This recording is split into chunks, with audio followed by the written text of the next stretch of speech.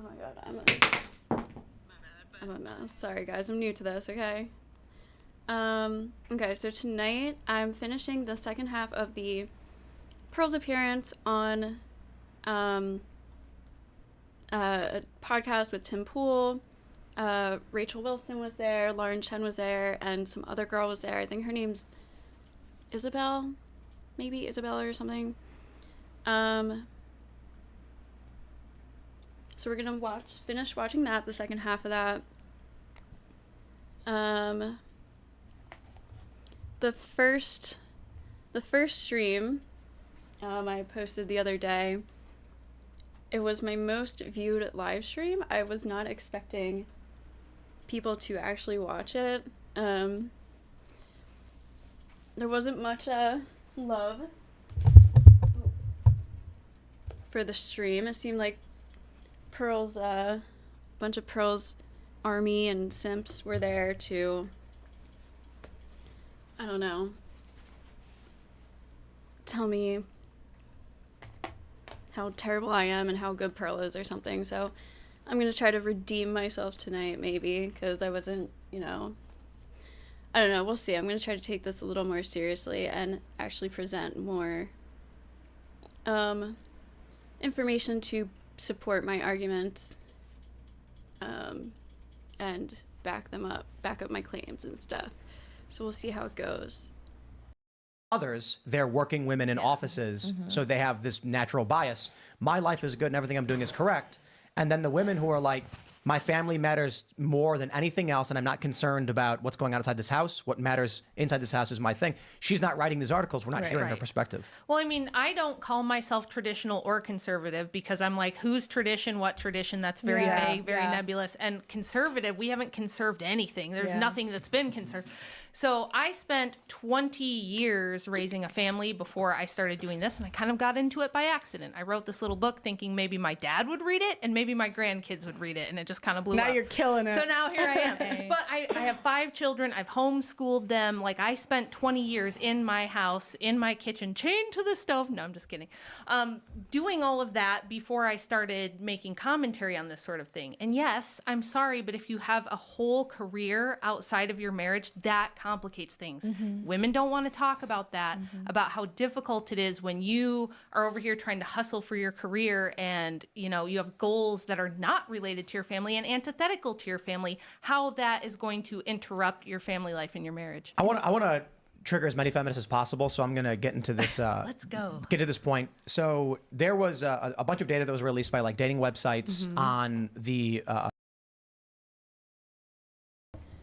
Okay, so yeah, that's where, that's exactly, right here is exactly where I stopped the stream from last time, and I talked about, the hypocrisy of these women kind of putting down career women, or even just women who do things outside of just being a wife and a mother, and then, coming onto podcasts and going on shows, having their own shows, and social media presence and personality, and telling, other women not to do what they do, pretty much.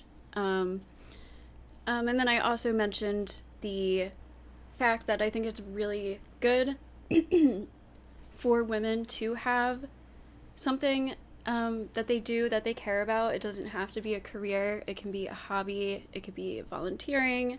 It could be just anything outside of,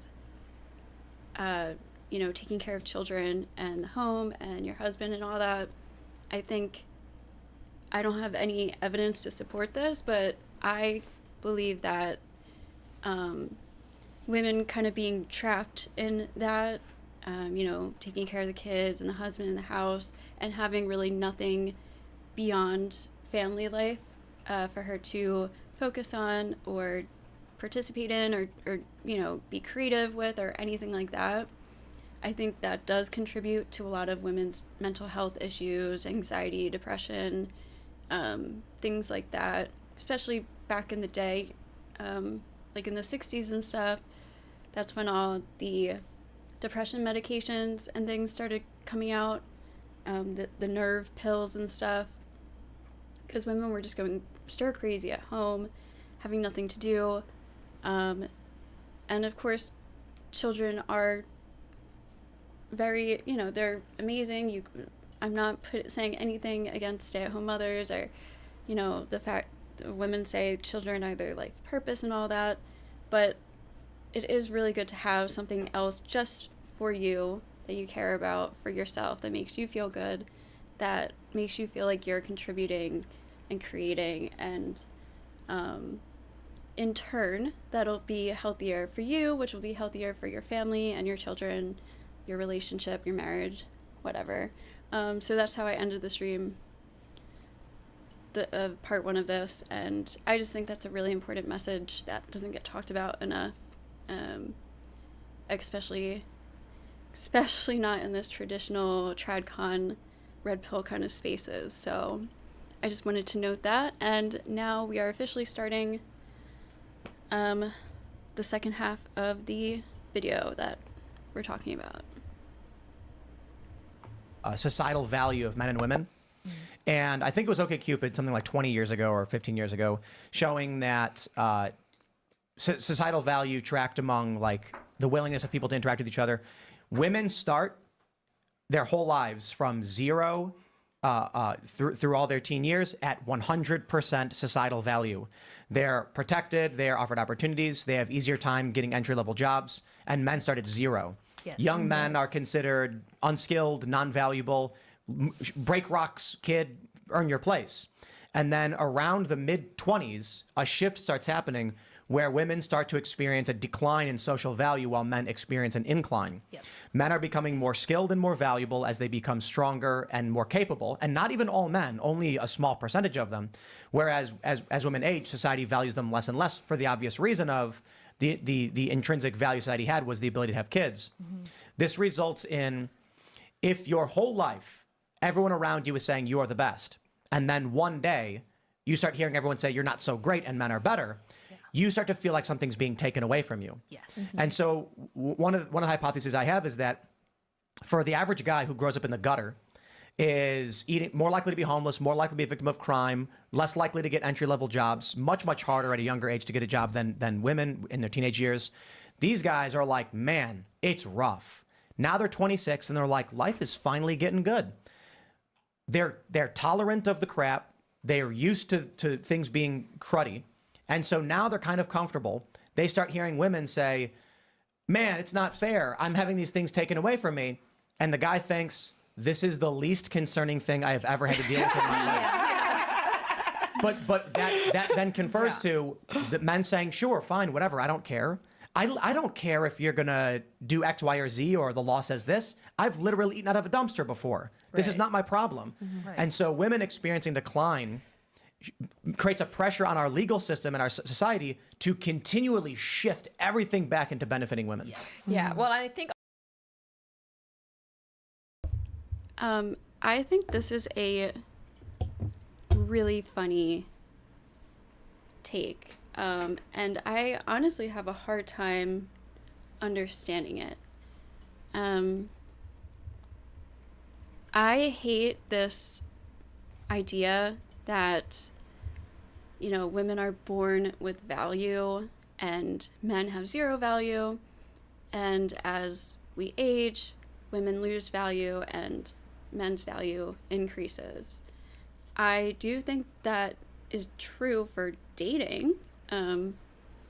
Sexually or romantically, I would say, yeah, women, have higher romantic and sexual value, early on or from the start of life, I guess, which is kind of fucked up if you think about it like that. But yeah, from a younger age, women have sexual and romantic value, and men have to earn theirs, I guess. Which would be also another fading idea if we keep on this path that we're on where, men's only value isn't just money and providing materialistically and stuff. Men would, that idea that men have to earn their value based on working and getting money, and I guess status might not really apply to that, but that whole thing would fade, right? Because we're not dating. Women aren't looking for men just to be financial providers anymore. So that wouldn't be relevant if we stay on this path. But I think it's funny that Tim is saying, oh, hold on, I almost want to go back and listen to his exact words. Society to continually shift, eaten out of a dumpster before. That then confers to the men saying, sure, fine, whatever, I don't care. I don't care if you're gonna do. I'm having these things taken away from me, and the guy thinks things being cruddy, and so now they're kind of comfortable. They start hearing women say, man, it's not fair, I'm having these things taken away from me, and the guy thinks, these guys are like, man, is eating, more likely to be homeless, more likely to be a victim of. If your whole life, everyone around you is saying you are the best, and then one day you start hearing everyone say you're not so great and men are better. So that one day, so your whole life you're growing up and everyone's telling women they're the best, you're the best, and then you start growing up and you're starting to hear you're not so great, men are better. I just think that's really funny. Hold on. Okay, so last time my camera kept focusing on my microphone, so let me just move this. Hopefully you can still hear me. Oh, shit. Okay. Because I was born in the mid-90s, right? So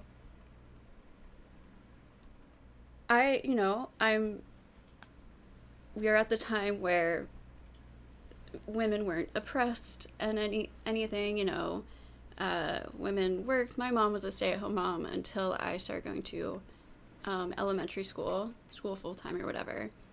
But I was lucky to have a stay-at-home mom. But all of my friends' moms worked, two-income households, all that. Feminism is in full force by the mid-90s. But I grew up, and there was still like a lot of sexism that I saw as a little girl, and definitely the stigma that boys are better, girls are just weaker or dumber, or I don't know. There was a lot of things that like were trying to like lift women up and stuff, but it was just a lot of like I was like kind of I wasn't like a tomboy, but I liked being outside. I was kind of rougher. I liked sports and like playing with like bugs in the dirt and things like that. I had like little race cars and art toy soldier, like all those things. I also had like girl like things too, but I was pretty like balanced, I'd say. And I would always have like boys be like, no, you're a girl, you can't play with me, or like, no, girls suck at this, whatever, blah blah blah. So like, and it wasn't just like in my personal life too, but I saw it on TV, movies. So I still feel like that was pushed a lot. Now, as for like dating, like sure, like I had like in preschool, I had like a kid propose to me, okay? But I don't know. I never grew up thinking like, oh wow, like I'm the best and girls are better. I just think that's a very weird take to have. I don't really see how outside of dating women have it much easier, or we think we're so prepped up or put on a pedestal or anything. I think there are some like societal conditioning things, and this would go on like a whole another subject and stuff, but I think people feel sorry for women more, or they'll go easier on women, which personally I don't appreciate or like. That bothers me. But so I just think this is a silly kind of delusional thing, unless maybe I'm just like I'm the exception or something, but this was not my experience. This was not the people I know's experience.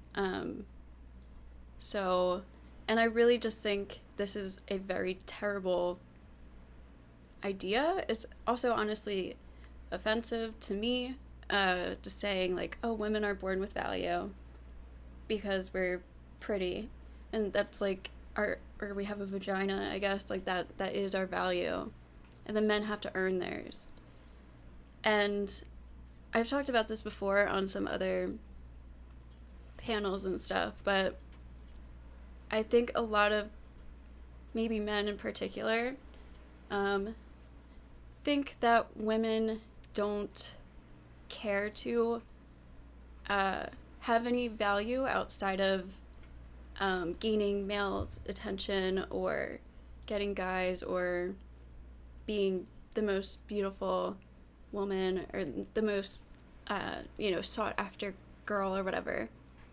I don't think from what I hear, it sounds like when a lot of men talk, they don't seem to believe that women care about that earned value or accomplishments and accolades that they do for themselves, like having a creative outlet or just accomplishing something as some kind of goal or anything. It doesn't have to be just a career, just any accomplishment, any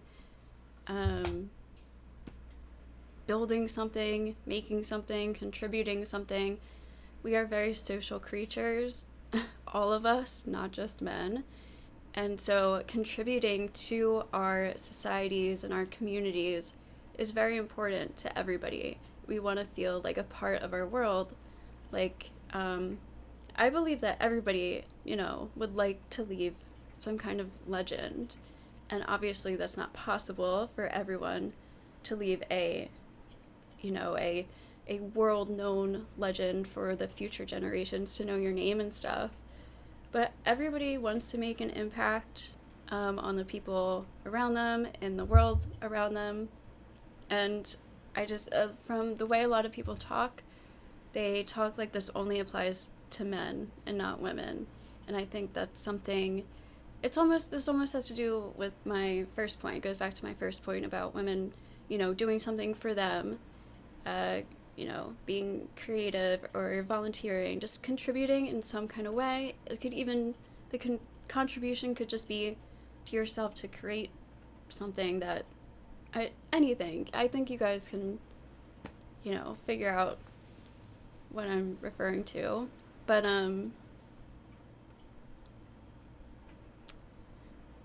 yeah, a lot of guys don't seem to think that women care about these accomplishments and don't value earning these things for ourselves.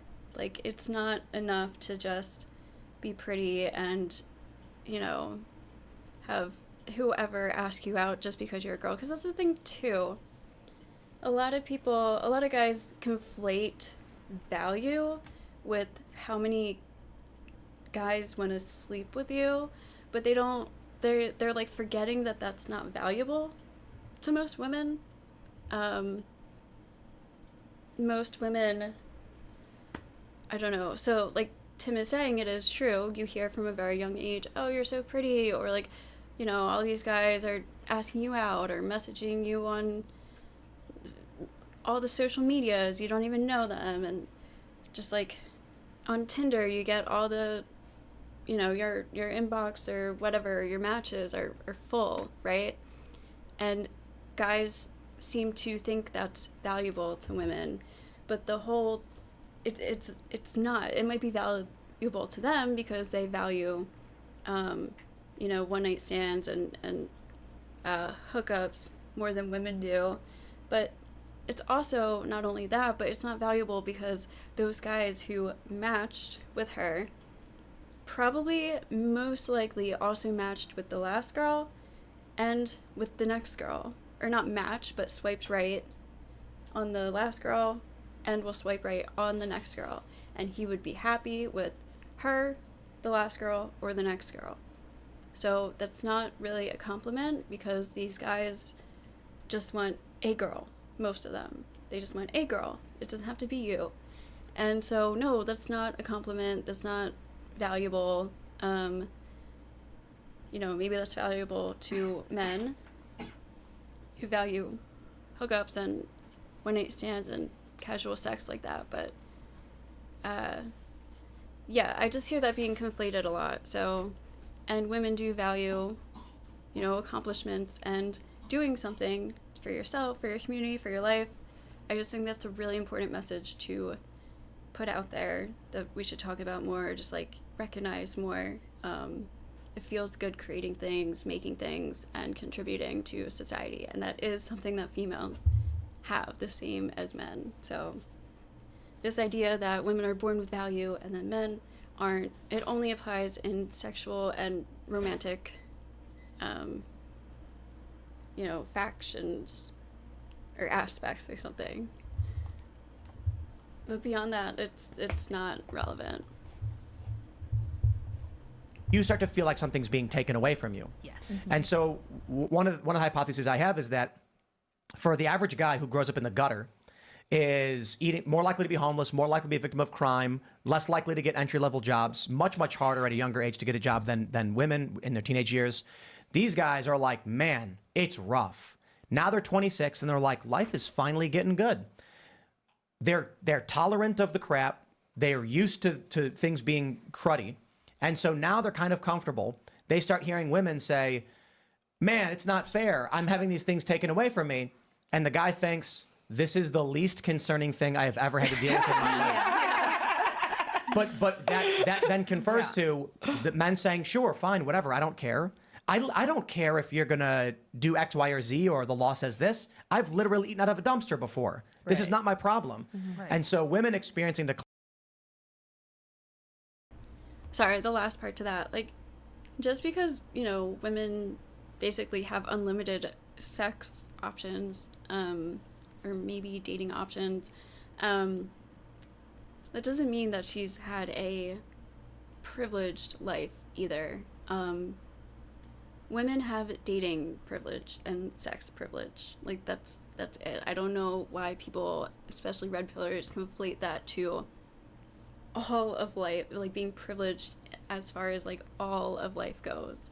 Men have a lot of their own specific privileges. Women have specific privileges too, and for the most part, they relate to sex, access to sex, and dating, and then a couple, social things, I guess. Like I said, especially like I guess in like court systems, I think judges and police tend to go easier on women. They give them, they have more tolerance for them, and this also, I believe, relates back to sexism too, because they thought like, oh, she's too dumb for her own good. She didn't know any better. Her small brain, like she didn't know, like, or in domestic violence or like with abuse and stuff, like, oh, she can't hurt anyone. She's just a girl. So when I talk about feminism, helping men too, this is what I'm talking about, because feminism is gender equality. So if we got rid of these social stigmas, or these sexist ideas, such as women are better mothers, women are more nurturing and more caring, women are, soft and gentle and not aggressive, men are violent and aggressive, men are, just all those things, all those ideas about women, the traditional gender norms and roles and those traditional ideas, those are the same ideas that are hurting men today in areas like family courts, custody cases, domestic violence, domestic abuse, jail sentences, even like false accusations and stuff, things like this. Men are hurting in those areas because of sexism and gender inequality and the old gender norms and gender roles that are still playing a part in today's society and people believing them, and that's what's causing that. So when I say feminism helps men too, I'm talking about gender equality, and that's gender equality would help men if it was done in the proper way, not because when I say feminism, a lot of people think of the extreme radical feminists, which is why a lot of feminists like me, women, don't call themselves feminists anymore, because when you think of a feminist, you do think of those radical, crazy, man-hating type women. Let me see. Hi, nice to see you again. Do you think women having the right to vote without having to register for selective service is a privilege, same right without the same obligation? Yeah, that is definitely a privilege. And if it was up to me, I would have women, everyone sign up for selective service, and then if there was a draft, I would say for people who have children, the draft would only be able to draft one member from that household. So both a husband and wife would not be able to get drafted. If there was a draft, only one of them would be able to get drafted. That's in my like perfect kind of worldview. But yeah, not having to sign up for selective service is a privilege. I also have opinions about women being in the military too. I'm kind of 50-50 about it. I do think there's plenty of roles for women to be in, but I do think there could be some kind of like problems with women being in active battle potentially, not because of their strength or anything. I think we would just have to have like all female, maybe not all female troop, maybe, but just like places like bunkers or just areas. I think we would have to like separate the men and the women. I just think it can cause like distractions or weird tension or something like that. So, but yeah, that's a whole different topic too. And thanks for being here. Hi, Harry. Good to see you. Klein creates a pressure on our legal system and our society to continually shift everything back into benefiting women. Yes. Yeah, well, I think a lot of women in their 20s and especially into their 30s, they experience this, and there are so many TikTok videos of like women in their 30s in their car crying about how they're no longer desirable, because a lot of, women's worth is the dating marketplace, the sexual marketplace. So when these women aren't married and they don't have kids, they are faced with the reality that, yes, they do have less societal value. And it's terrifying for them because it's only going to get worse. But that is why, as a woman, motherhood is amazing. Like, I'm going to be turning 30, and I have a lot of friends who are single, 30, like unmarried. They're freaking out. Their prospects look very different from mine. Like, I'm married. I have a family. Like, I'm actually of the opinion, like, now my life is really just beginning. Like, now I'm going on the up and up. You can have more kids. It's a beautiful thing. Like, my life is almost just beginning, where it's like, if you are the single girl boss, your life is kind of ending at that point. And it's so disappointing to see that they don't realize that it didn't have to be this way for them. With greater, I think all of you are probably have heard of greater male variability hypothesis. Are you familiar? Just a quick point on that. I just don't know why it has to be like one or the other, just to the extremes. I think it's totally reasonable for a woman to follow a career path, or it doesn't even have to be like a full-on career, just like some kind of occupation, or even if it is a career, and still have a family, husband, children, family too. I don't see why women wouldn't be able to manage that. The only people who maybe wouldn't be able to are really like high level people who are maybe running businesses, big businesses, a part of like high level corporate positions and things like that. But I mean that would be the same for men too. It's hard. It's going to be hard for anybody who has a very intensive and time consuming career to be a part of their family life. And I think we can all agree that fathers being a part of their children's lives, especially young children, is very important. So I think it goes the same for both parents, in my opinion. So if we look at the strength chart, actually, it's pretty interesting. You can see that the median male strength, it's wider than female strength. So greater male variability hypothesis is that there are more failure men, but there are more exceptional men, and women tend to be more average. We cluster around the mean. Well, so think about what this means for entering the marketplace. You want to be the girl boss, you want to be the CEO. If you look at grip strength, which is not indicative, doesn't necessarily correlate specifically with capability to run a company, look at the guys in the high end, which are triple the median grip strength, the highest end of guys. There's 500 Fortune 500s. There are 330 million Americans. Let's say there's 150, let's say there's 80 million adult males. Only 500 will be top CEOs. Yep.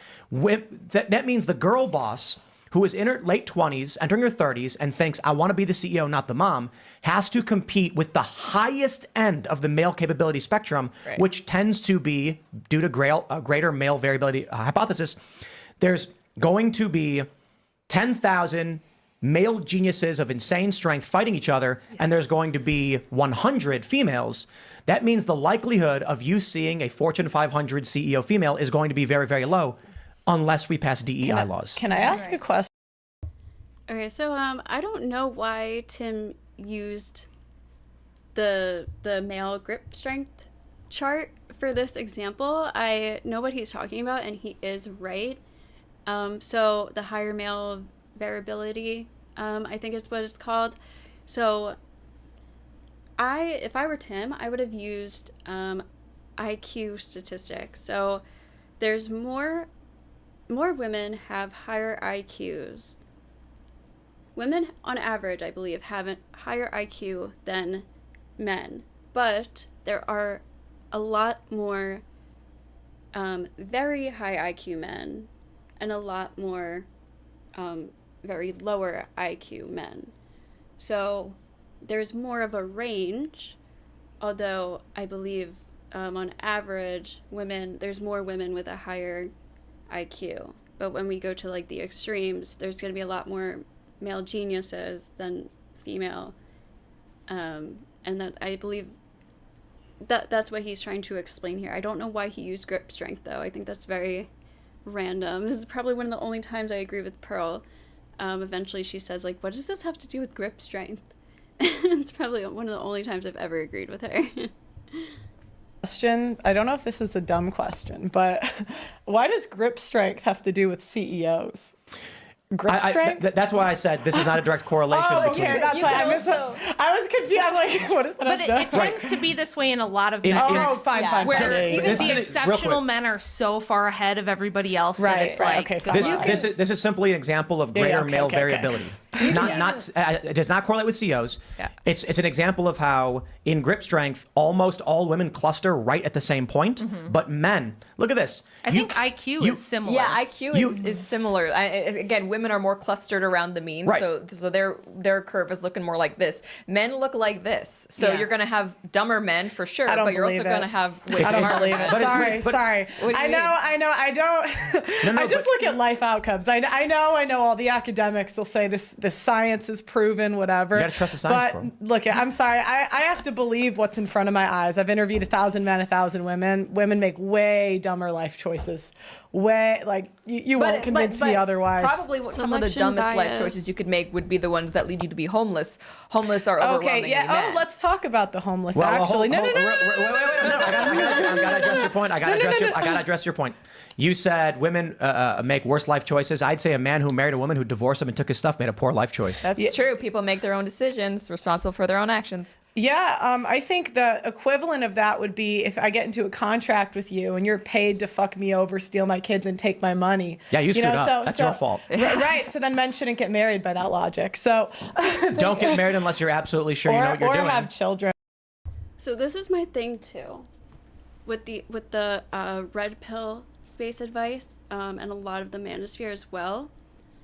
Instead of advising them or giving them advice on how to find a partner, a girlfriend or a wife that won't fuck you over and likely divorce you, and things like that, or use you for money, cheat on you, etc.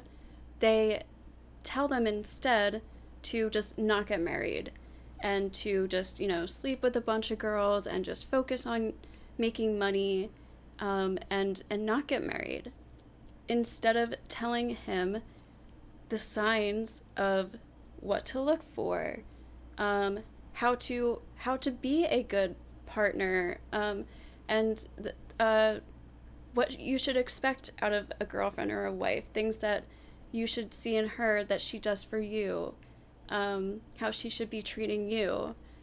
And instead, they give them the exact advice that, first of all, will attract the exact girls that will use them for their money, will divorce them for money, will cheat on them, and won't actually have his best interest in mind. She will be selfish. So the advice, a lot of the space, the red pillars and like Pearl and Fresh and Fit and the whatever podcast kind of like, I don't even want to name the other ones because they're kind of like smaller and I just don't want to put them out there, but those, like a lot of that space, they are giving the advice to men that will keep them single or attract the exact women like gold diggers, who don't actually care about them or love them and will, are more likely to fuck them over. So it's so counterproductive the way they tell these men. It's also not only the advice they're giving is teaching them to attract those kind of women, but the advice is also telling them how to treat women. So even if they do find a good woman who's not a gold digger, who does have his best interest at heart, if he follows this red pill space advice and he treats her the way they're suggesting and advising him to, that the good woman he did find is not going to put up with that, and she will probably more than likely leave. So that's just another huge problem I have, on top of a whole load of other things. I think they prey on men, especially young men's fears and insecurities to profit, try to validate their insecurities and stuff, like really young guys, like teenagers, or maybe like very young adults and stuff, who are new to dating. And we all know, at least if you're a bit older, we know that like very young relationships, your first relationships, are not going to be perfect. You're both immature, you're both going to make mistakes and stuff, and you get your heart broken and it hurts. So it feels good having people validate that, and it causes a lot of tension between the genders. It causes a lot of hate. They're going to have these stigmas about women that just aren't true for the most part, like overwhelmingly are not true. And it can cause very bad outcomes for men and women. And by that logic, because women are always paid and they're paid to leave. Well, I mean, I'm going to push back on the idea that women are paid to leave. I actually want to. If you're married to like a rich guy, you are better off if you're just interested financially. You have access to greater resources by staying married. But what is your argument that men should get married anyway, even if they risk divorce? No. My argument is that men should pick for themselves, but I would never downplay the risk of marriage, and I think it could happen to anyone. Yeah, poor life choice. Even a good woman. If they're watching your show and they believe what you're saying, they made a dumb choice. All right, rude, but. Sorry, to stop again. First of all, I want to know what Tim just said. She's like rude, but he was like, if they're listening to you, Pearl, and they decide to get married, then they're making a dumb life choice, right? Like, and she's like rude, but it's true. But I also agree with Lauren. I remember when I first started hearing this, it was like women are paid to leave, or women become single mothers because they want to get paid. And it's like, when you think of single mothers, I don't think of these like glamorous women who have just all the money to spare. They have amazing lives. They're like super happy. Like my mom, I was raised for half of my, I don't know, let's see, since I was like 11 or 12. Since I was like 11 or 12, I was raised by a single mom, and that was not glamorous. She did not have a glamorous life by any means. We might have kind of like a exceptional situation, I'm not really sure. But if most women, like I think it's just so silly to think that women, especially when you're a little bit older. So if you're older than 30 and you get a divorce, now you're in your 30s, you have children with a man, a different man, you're divorced, you're a single mother, and you're in your 30s. That is not a good, glamorous position for women to be in. That's not a desirable position. Men make out better men are better off after divorces than women are. Maybe there are the, extreme exceptional cases of like billionaire, millionaire women, divorced women. But alimony is very rare today. A lot of women don't get alimony. If they do, it's not a lot. It's definitely not for the rest of their lives. I think in the Trent Horn debate with Pearl, he said 8% of divorces have women are awarded alimony, and sometimes men are now awarded alimony as well. And that's the thing too. The red pillars are so against these women who work and follow careers and stuff, and then they're so afraid of divorces and alimony and stuff. Well, if you want to prevent alimony, marry a woman who has a good job, or who just works at all, and you are very unlikely to have to pay alimony to her. Now, if you have a woman who has never worked, never went to school, has no education, no degree, hasn't worked, then yeah, she's more likely to get alimony. So that's what I mean by the red pill advice is just counterproductive, and it's contradictory many, many times. It goes in circles. The advice they give leads them here, which is then they have to give them advice to get out of that, which leads them back here. It doesn't go anywhere. It's not helpful. Even a good woman, sometimes women in their 20s change. So they might say one thing in their 20s, and then their 30s and 40s they might switch. Look at men shouldn't get married. Look at conservative comment. No, because they are still incentivized to leave. Right, and so men shouldn't get married. Oh wait, should or shouldn't? Shouldn't. Well, I'm saying men should pick for themselves, but I would never downplay that risk. But I want to go. If they're going to listen to everything you just said and then choose to get married, they made a poor life choice. I'm not saying it's good or bad. I am saying that from a contractual standpoint, it would not be a contract that favors them. Right. So the point is, if your argument is the system is weighted against you, correct, you can get divorced, then the logical thing a smart man could do is not get married and have kids. Yeah, if they wanted a contract that favored them, yes. Right. But I want to go back to the homeless. And the problem you get with a lot of this stuff is that Pearl can never take any pushback. Just the minimum amount of pushback, she cannot handle it. And she just deflects and denies. She tries to get out. I've noticed recently she tries to get out of it now by saying, I'm not giving advice. I'm telling men to choose for themselves. I'm not telling men to do one thing or another. But she essentially is. Sometimes she directly is. Sorry, my camera, I'm just going to move this out of the... Okay. Okay. She directly is giving men advice. and sometimes indirectly.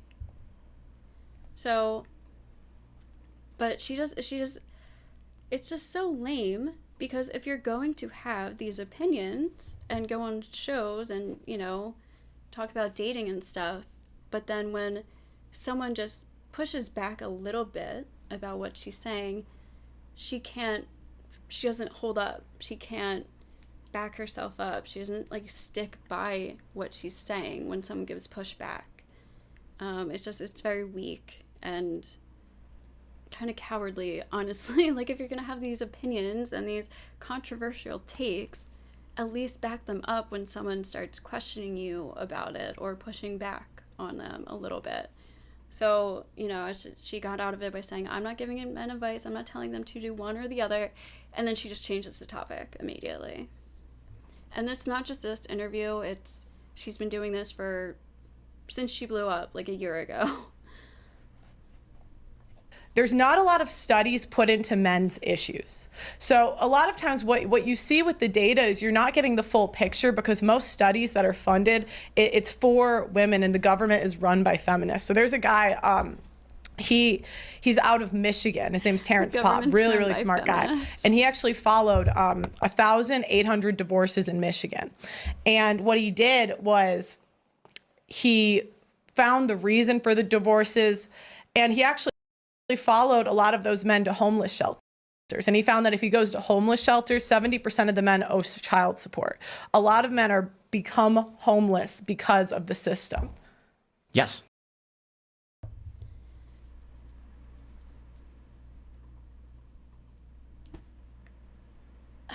The fact that 70% of men in homeless centers, based off, by the way, just you know, this one person's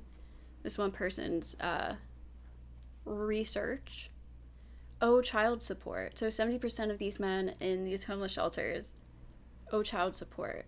Sorry, I don't know why I'm itchy. Okay.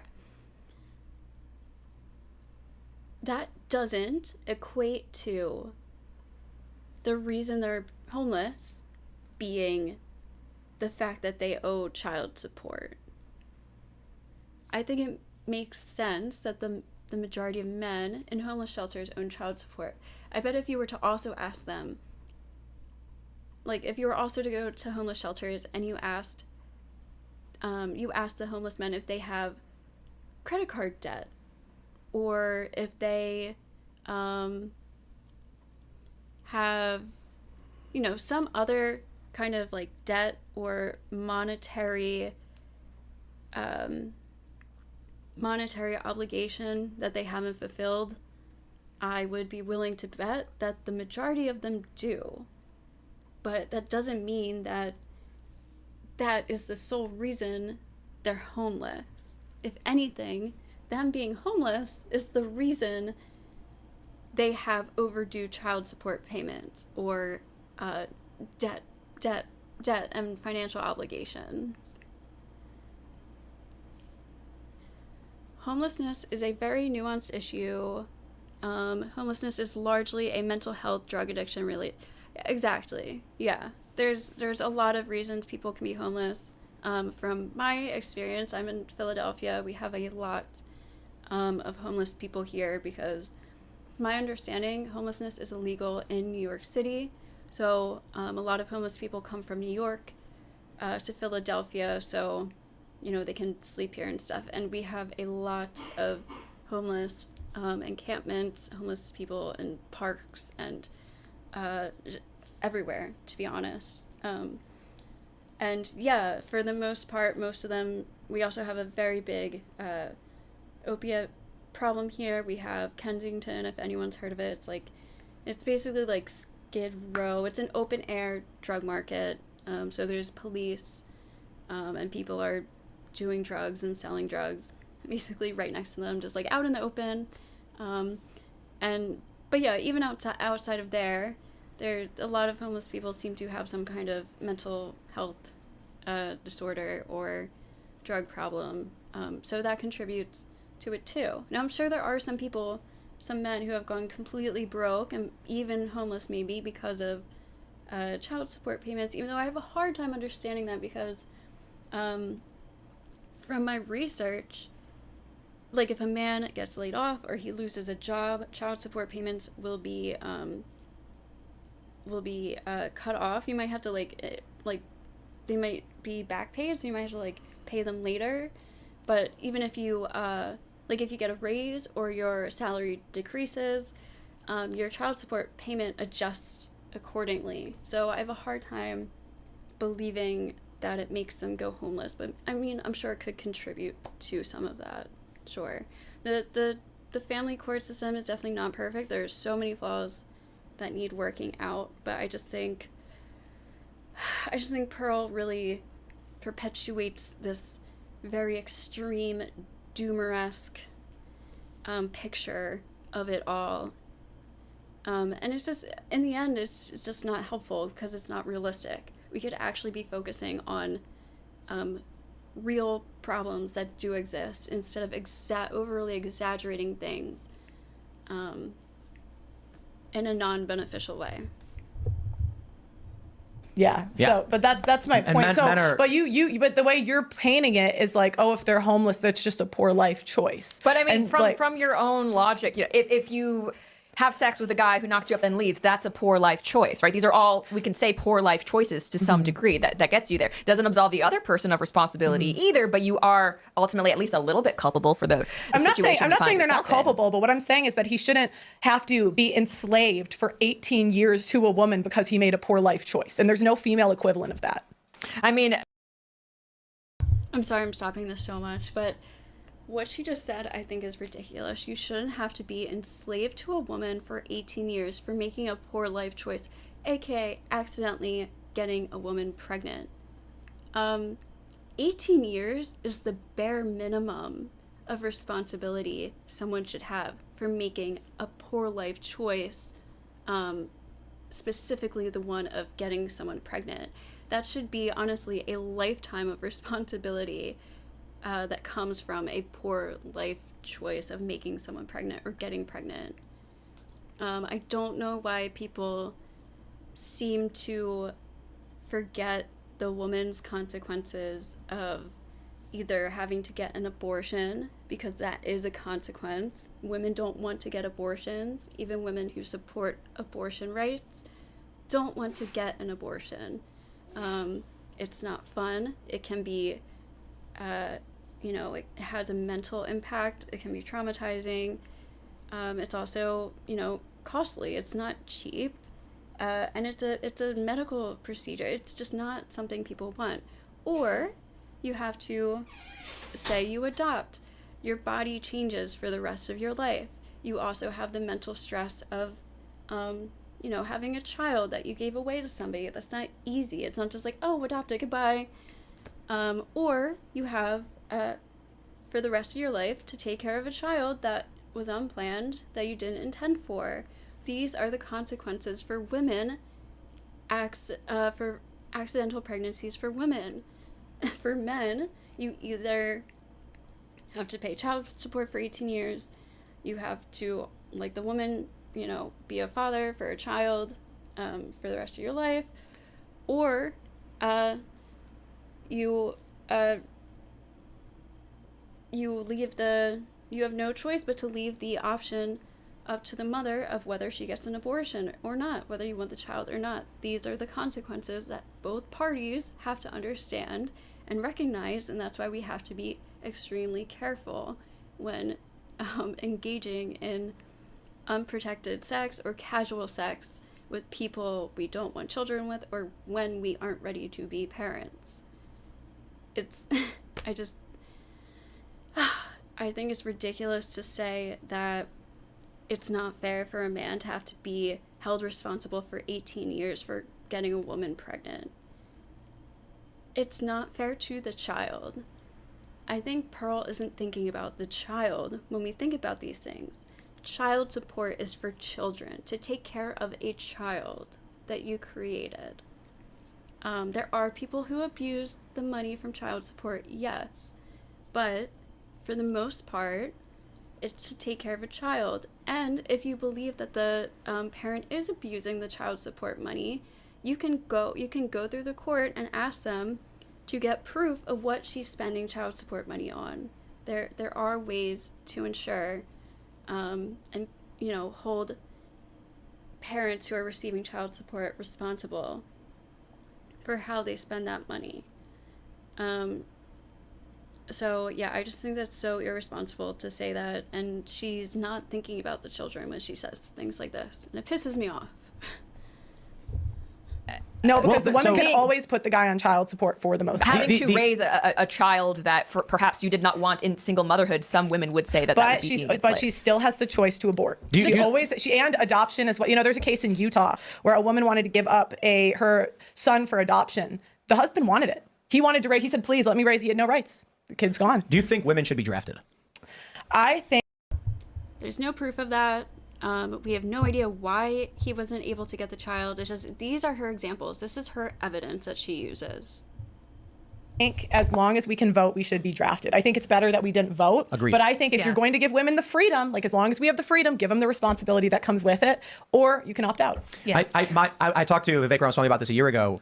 He doesn't really stand in this position today, but it was a brilliant idea. He said, maybe it should be, if you want to vote, you have to sign up for the selective service. Service through citizenship. So this doesn't mean you will be drafted, because we haven't had a draft in 50 some odd years. It just means that men and women both would have to say, I am willing to fight when the need arises, and then you're allowed to vote.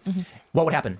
Overwhelmingly, liberals would no longer vote, and women would no longer vote. Yeah. Right, but that's why you also have to get rid of the 19th Amendment, because I don't know if you guys saw this, but Sheetz, Tim, we're getting into this. So Sheetz, it's this like kind of gas station company. They're actually being taken to court by a federal agency for discriminating against black applicants. Why, you might say? Well, it turns out part of their screening process is they do a background check on applicants, and they don't want people who have a criminal background. Sounds reasonable enough, but what the government found was that black applicants were actually being ruled out of the running for jobs at a higher rate than white or Hispanic applicants. What does that have to do with the 19th Amendment?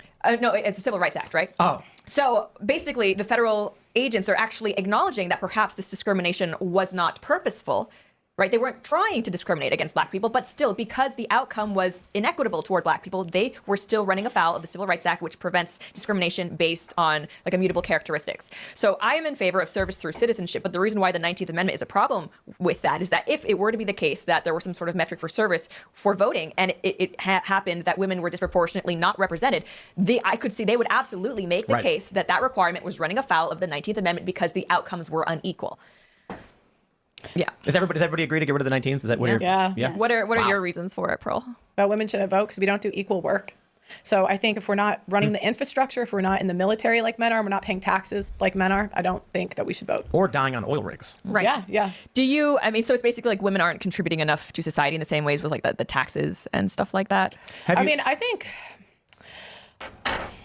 think that men are more capable than women by and large, like as a group, but I was trying to think about how you could apply it to today, because I don't think today you could just say women shouldn't vote. I mean, I do like the t-shirts. Go get them at theaudacitynetwork.com. They're funny t-shirts, but I don't think that's going to happen. I think the only way you'd limit female vote. But I guess I want to know, I want to get to your reasoning why.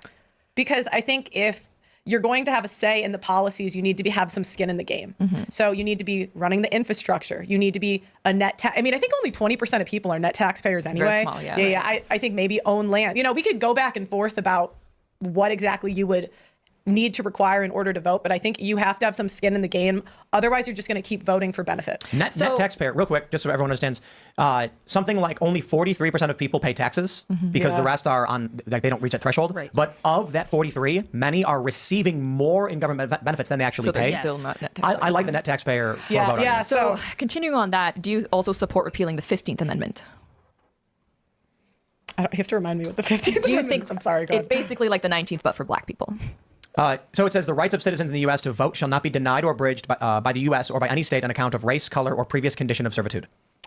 I don't think so, but I don't know. I haven't really thought about it. Is that what you think? Well, I'm for like service guaranteeing citizenship, and I don't think being a woman should give you the right to vote. I think the same thing applies to race. And if we were to, do something like net taxpayer, property owner, et cetera, or even like married households, black people would be disproportionately underrepresented like women would be. So if the 15th Amendment is on the books, you're also going to have discrimination that way. So that's why I'm asking why exactly. You're saying by that they would claim discrimination if we passed those policies? Yeah. Well, then I guess by that logic, it seems like that would make sense too. But I don't really know. I think I figured out the problem. I think the 28th Amendment the right to vote shall be, or voting shall be granted only to those who have 2 children or more and are actively in the lives of those children. Now, how you make that legal, but the general idea is you got to have 2 kids and you got to be actively parenting them, or they must be adults, and then you're allowed to vote. No, I still think military members should be able to vote. And military members, I agree with that. Yeah, so or like men that have very big like tax, like like if Jeff Bezos didn't, does he have kids? I don't. Men who have very big. I'm just kidding. Sorry. I don't know. But I'm saying like big companies like that, I think it would be fair that they vote. I think all of these things together make sense. Like the idea that someone can show. This is stupid. This is so stupid. To say that Harry's laughing. To say that in order to vote, you have to have 2 children, or be in the military, or be the top, one of the top, at a top position at a corporate company or something. That's so silly. And this is kind of goes back to, I just think that's a very un-American take. That's very that wouldn't be the land of the free anymore, or whatever. Or I just, even though that is like a bit of a facade, but seriously, like that's very like, not like dictatorshipy, but it's taking away a lot of rights. You shouldn't have to find someone to marry and have 2 children before you can make a decision on who's your politicians, when you're already contributing, paying taxes, working. Some people don't want kids. Some people, I just think that's so immature and ridiculous to even say that. I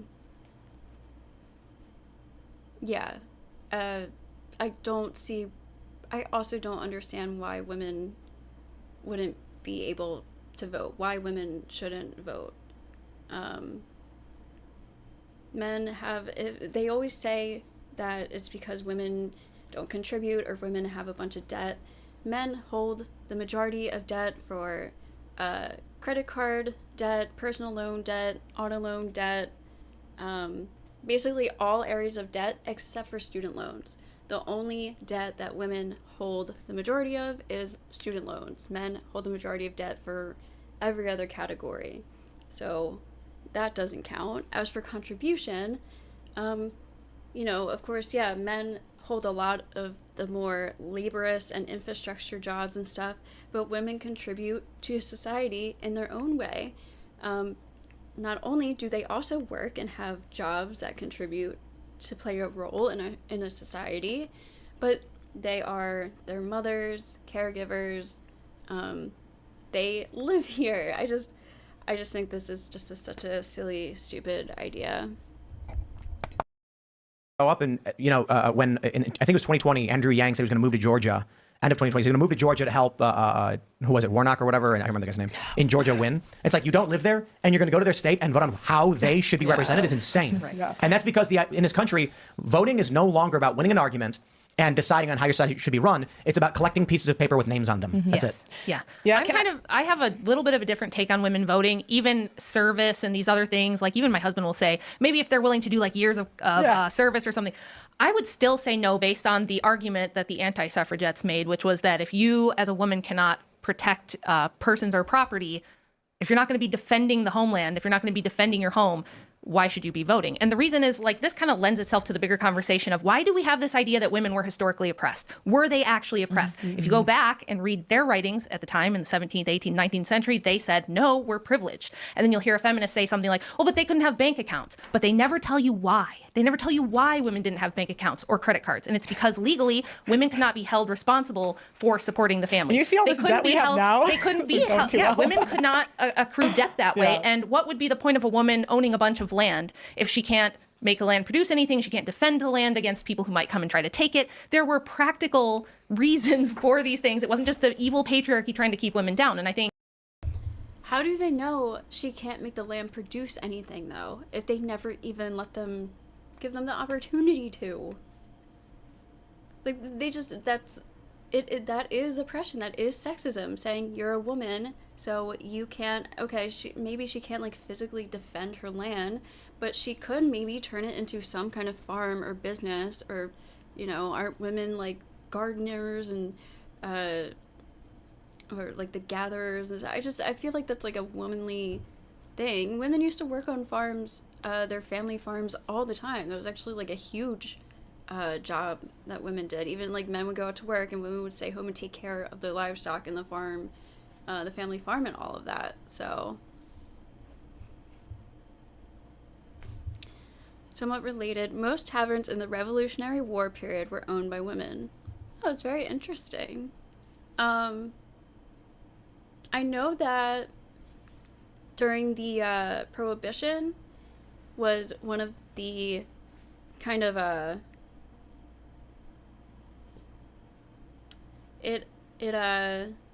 my god, propelled it kind of like propelled men and women coming together and you know, kind of dismantling some of the extreme sexist ideas and stigmas against women, because the bars were closed, so there were only speakeasies, and women for the first time could go to these speakeasies and be in bars with men. I don't know if it was illegal for women to go and drink at bars with men before that, but it was probably like stigmatized. It was probably like, oh, what are you, a prostitute? If she was maybe thought of as a prostitute, or just like very unladylike to be in a bar with men, maybe, if it wasn't illegal. But during Prohibition, men and women were in the same places to get alcohol and stuff, and I heard that actually helped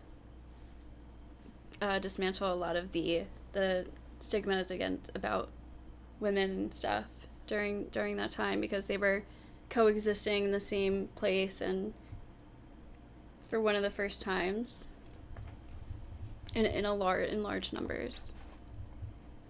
Those things still apply. Even with modern warfare, you have drone technology. We just talked about guns, and how even with guns, men are much better with them than women are. They're just loading, reloading. Anytime you're in a combat situation, men are going to be better. Why would we want to task women with defense of persons and property?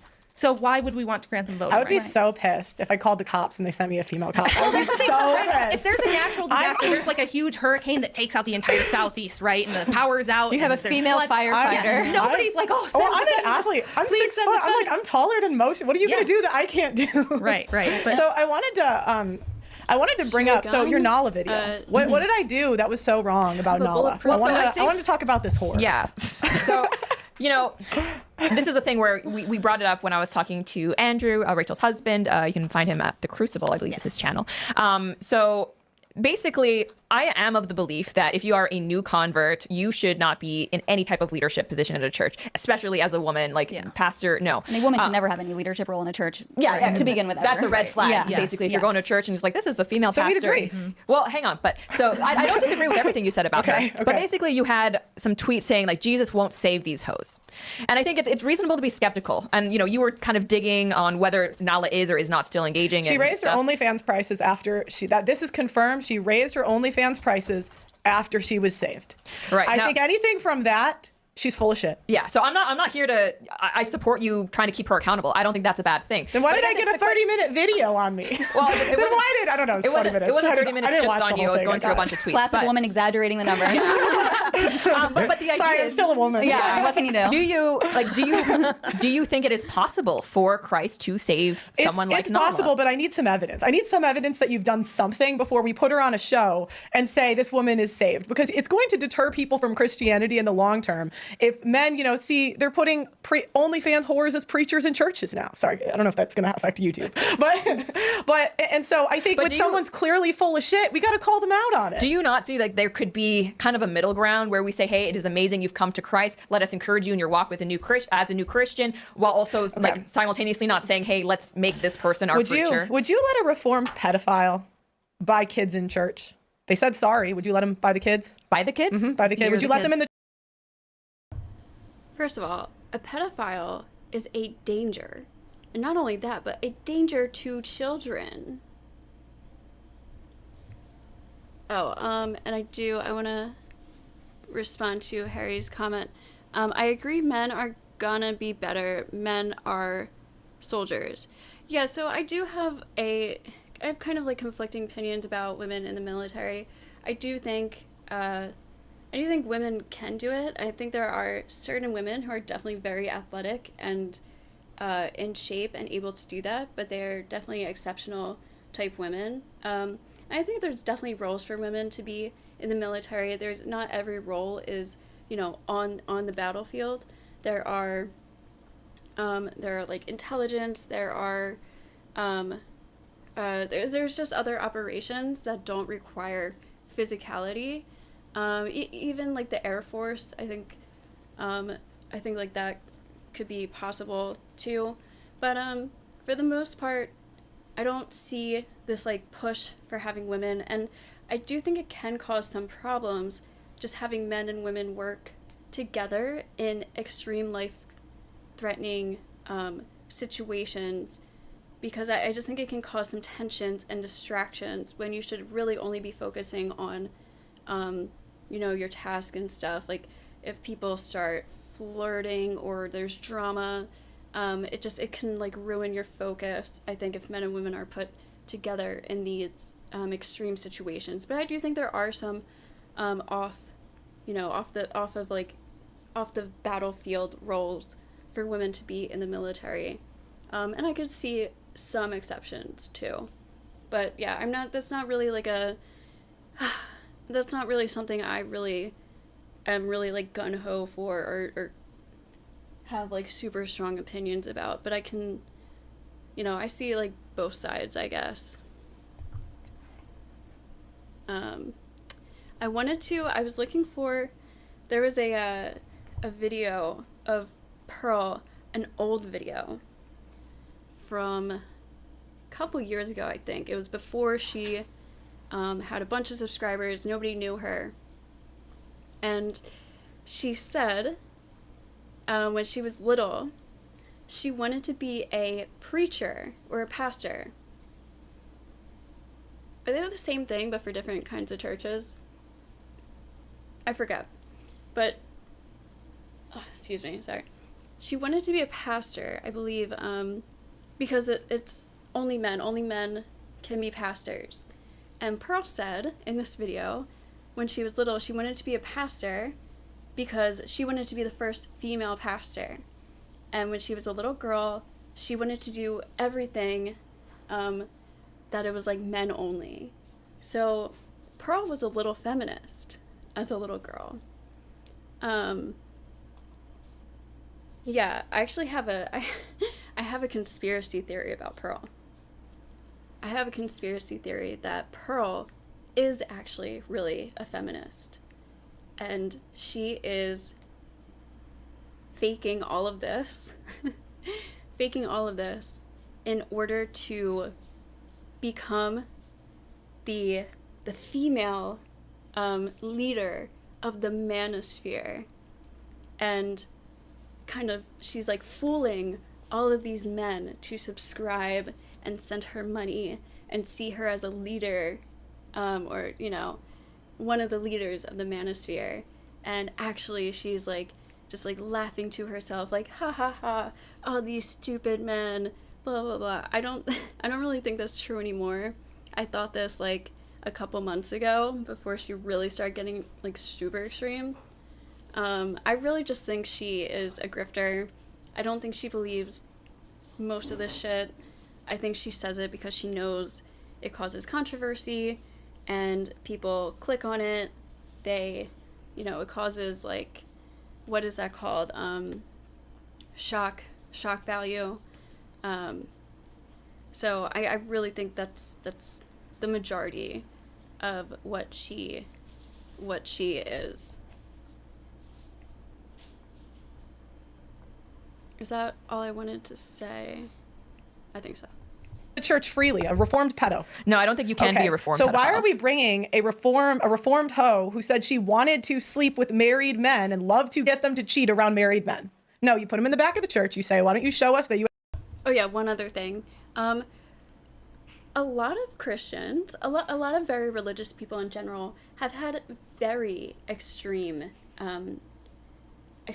degenerate pasts, from drug addicts, porn addicts. When I went to church as a kid, my pastor was a reformed, an ex-porn star and porn addict.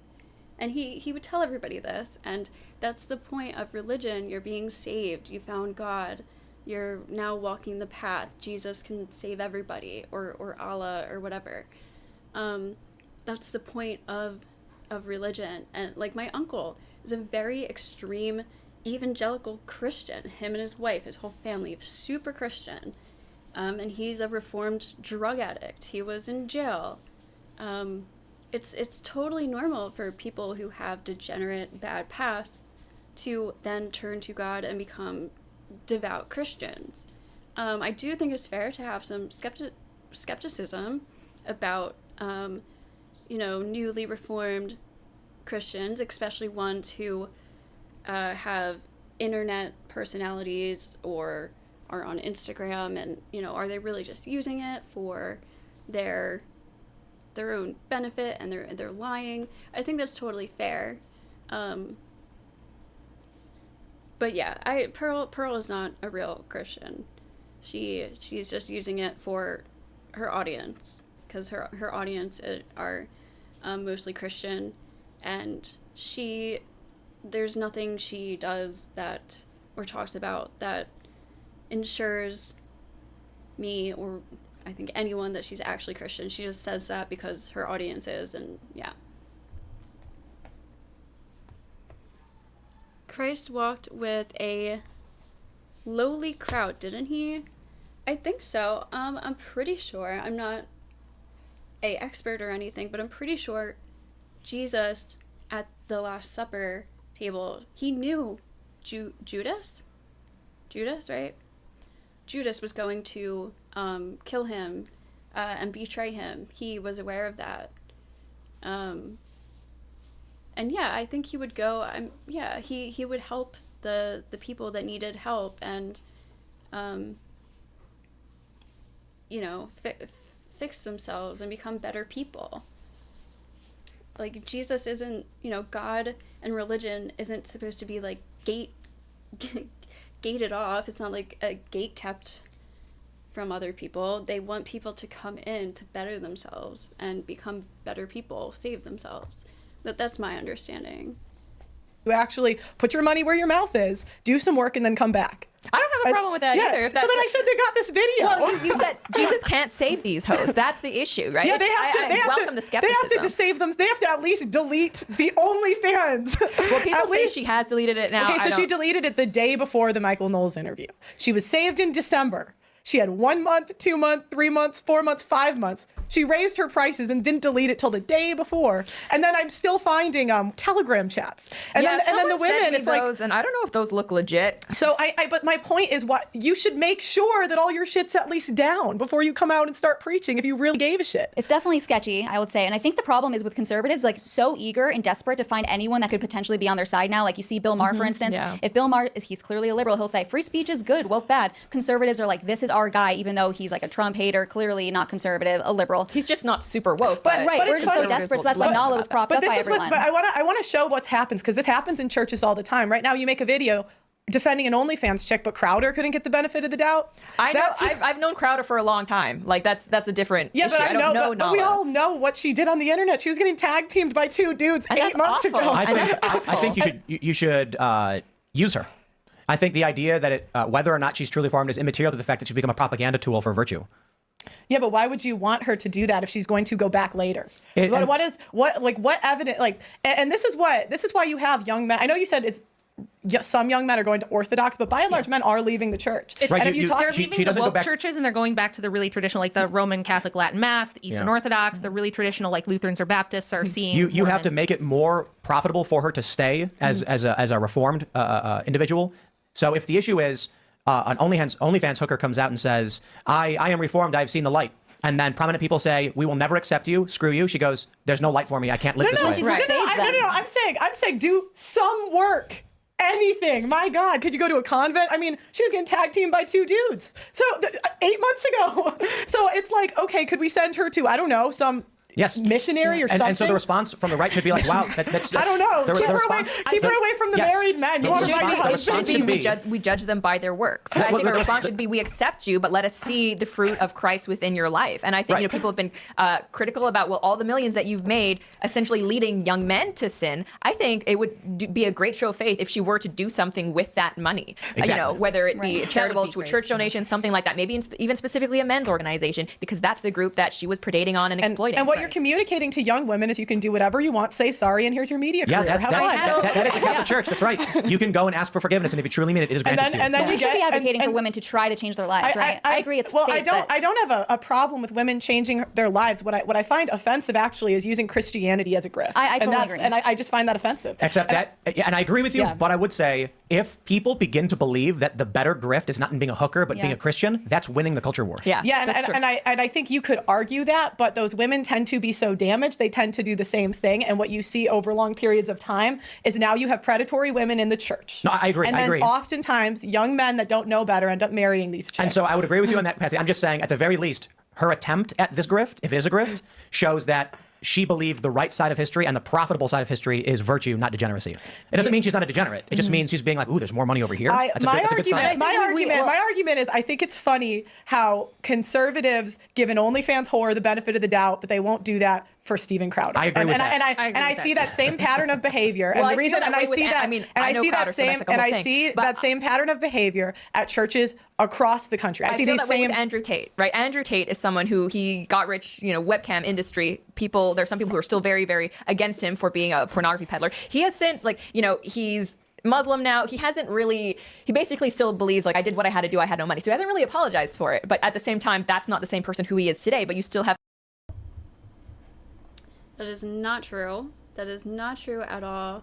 I've made a few videos on Andrew Tate now, specifically one that it's called The Truth Hurts, I think, and it specifically covers his lies that he's told in interviews he's given coming after his little stint in jail. His trial is coming up, by the way. The judge finally announced that they can declare or finalize a trial date for the brothers and the 2 women who are arrested with them. But I have a video that shows proof and evidence of Andrew Tate telling the public one thing in his interviews with Tucker Carlson, Candace Owens. I think those are the 2 primary interviews I used. And then with that proof and evidence that shows he's lying and it's not truthful, he was having girls webcam for him up to 2021, I think early 2022. He stopped in April of 2022 when his house after the first raid of his house in Romania. So he had 6 webcam girls. He talks about this in multiple interviews. I have those videos in my videos, and he did not change. He's not changed. He's not actually Muslim. He's using that as a grift. His brother is Christian. He lives in Romania. He goes to Dubai a lot. He knows that there's a lot of Muslim people, and a lot of the red pill space are Muslim, follow Islam. So again, I think that's another grifter, but he's not reformed. He did not get better. He was still doing the webcamming stuff. He's not changed. I just want to put that out there. because Pearl will forgive somebody like Andrew Tate, without needing all this proof and evidence that she's asking from Nala. But, Nala is like, oh no, nope. Conservatives who are they basically blacklisted him because of that. Meanwhile, Nala, they're open arms. Now, I think that maybe it's not the direct comparison because Andrew Tate is not Are a they Christian; open he is arms? Muslim. Like, But I do see that you have a point there. They're way more open to knowledge changing than someone like Andrew Tate changing. Simps. Yeah. Yeah. We have this idea. S-I-M-P-I-N-G. We have this idea that women are born angelic and innocent until some bad man somewhere does something to her to make her become a bad lady, and then she can reform and we all clap and it's great. There's no grace for men like that. Like when men change their ways, they used to be degenerate in some way, then they come to Christianity. There's not as much applause. They don't usually do a podcasting tour. They don't usually come out with merch, and all this other stuff because we're seeing this as a trend, right? These ex-strippers, ex-OnlyFans girls coming to Christ. But my problem with it is it always comes with donate to my ministry. Here's my Cash App. Let me Buy my sell Jesus Loves You rosaries for shirt. $200. Right. I'm like, why can't you just read? Nala's the only one that I know of. I haven't seen this as a trend. Like I don't know, maybe someone in the comments after this video or whatever, or in the chat, if somebody knows of like anybody else that's done this besides this Nala girl who was on the whatever podcast, like I haven't really seen this as a trend, but maybe. Read the Bible. Like traditionally in my church, when we had Saint Mary of Egypt was one of our most famous and most venerated saints because she was probably the depths of degeneracy for a woman. She was like a prostitute. She was a nympho. And when she converted, she did not start a podcasting tour or a ministry or, something where you had to give her money. It was nothing like that. She went into the desert alone for decades and just like prayed and became very virtuous privately. Yeah. And generally what our church traditionally has prescribed for women who come from that level of degeneracy is something more like a monastic path or something where, they have to take a lot of time because it's not something you just flip a switch and now I'm good. It's like it takes a long Can time. I say through one the more process. thing? Can I say one more thing Yeah, that I find annoying? I'm just going to put this out there. These people, these OnlyFans whores, keep are like, oh, Pearl, I'll pray for you. I'm like, what did I do? I just said words you don't like. You got tag teamed by 2 dudes. Like, I'll pray for you. And I'm like, you can take your prayers and shove them because I know what you're saying. They got real mad at me when I called them hookers. That actually Oh, that was such a The funny hoe tweet. pronouns. You got the hoe pronouns wrong. Well, because there was a woman and she was like, how dare you call my friend a hooker, which there's nothing wrong with at all. Then I'm like, then it's not an insult, it's a description. Like, she could have been like, I think you are misdescribing my friend. Instead, it was like outrage. It appeared in a Hulu documentary. I'm like, dude, I think OnlyFans is just today's version of hooking. Yeah. Yeah. You go to Virtual hooking, there- yeah. When they didn't have the photograph, a guy would have to go to a building. There's still regular hooking.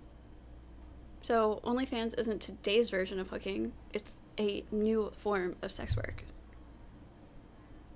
Hooking is still hooking. To find a woman to get a show, a burlesque show or something. Now, women are going. I would say OnlyFans is more closer to today's version of, remember all those advertisements for, it was like, talk to live girls now. You can talk on the phone with her right now. Call 1-800 talk now, whatever. Like, I think OnlyFans is more closer to like a new modern age version of something like that.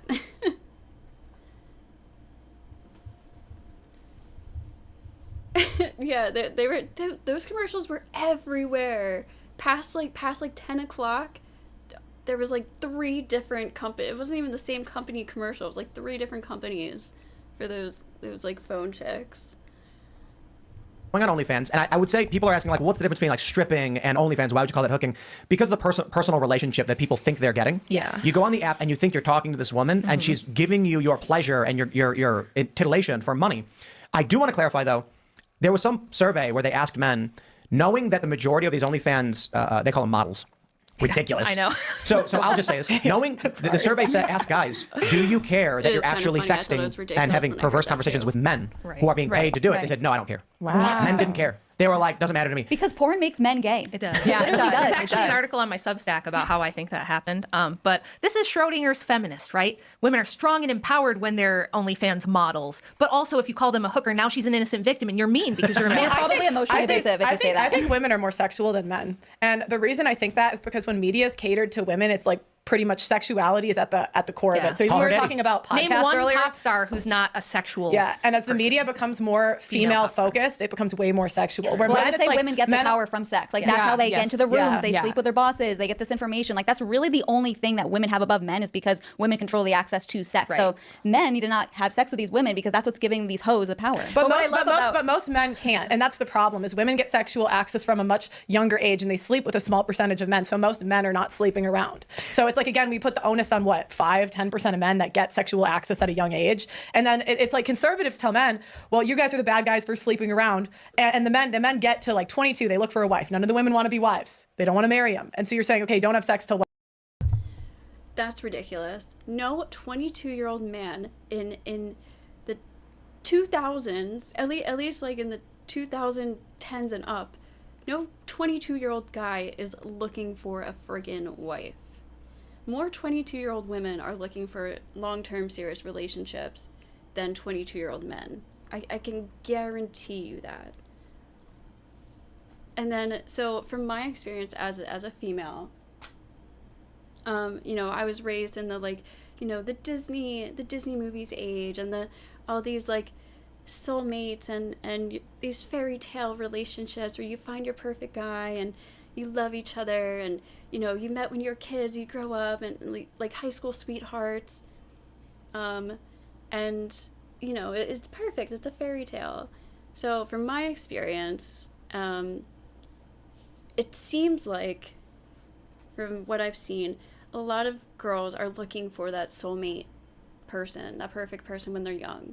They're not interested in casual hookups and sex and stuff. They want to meet the one.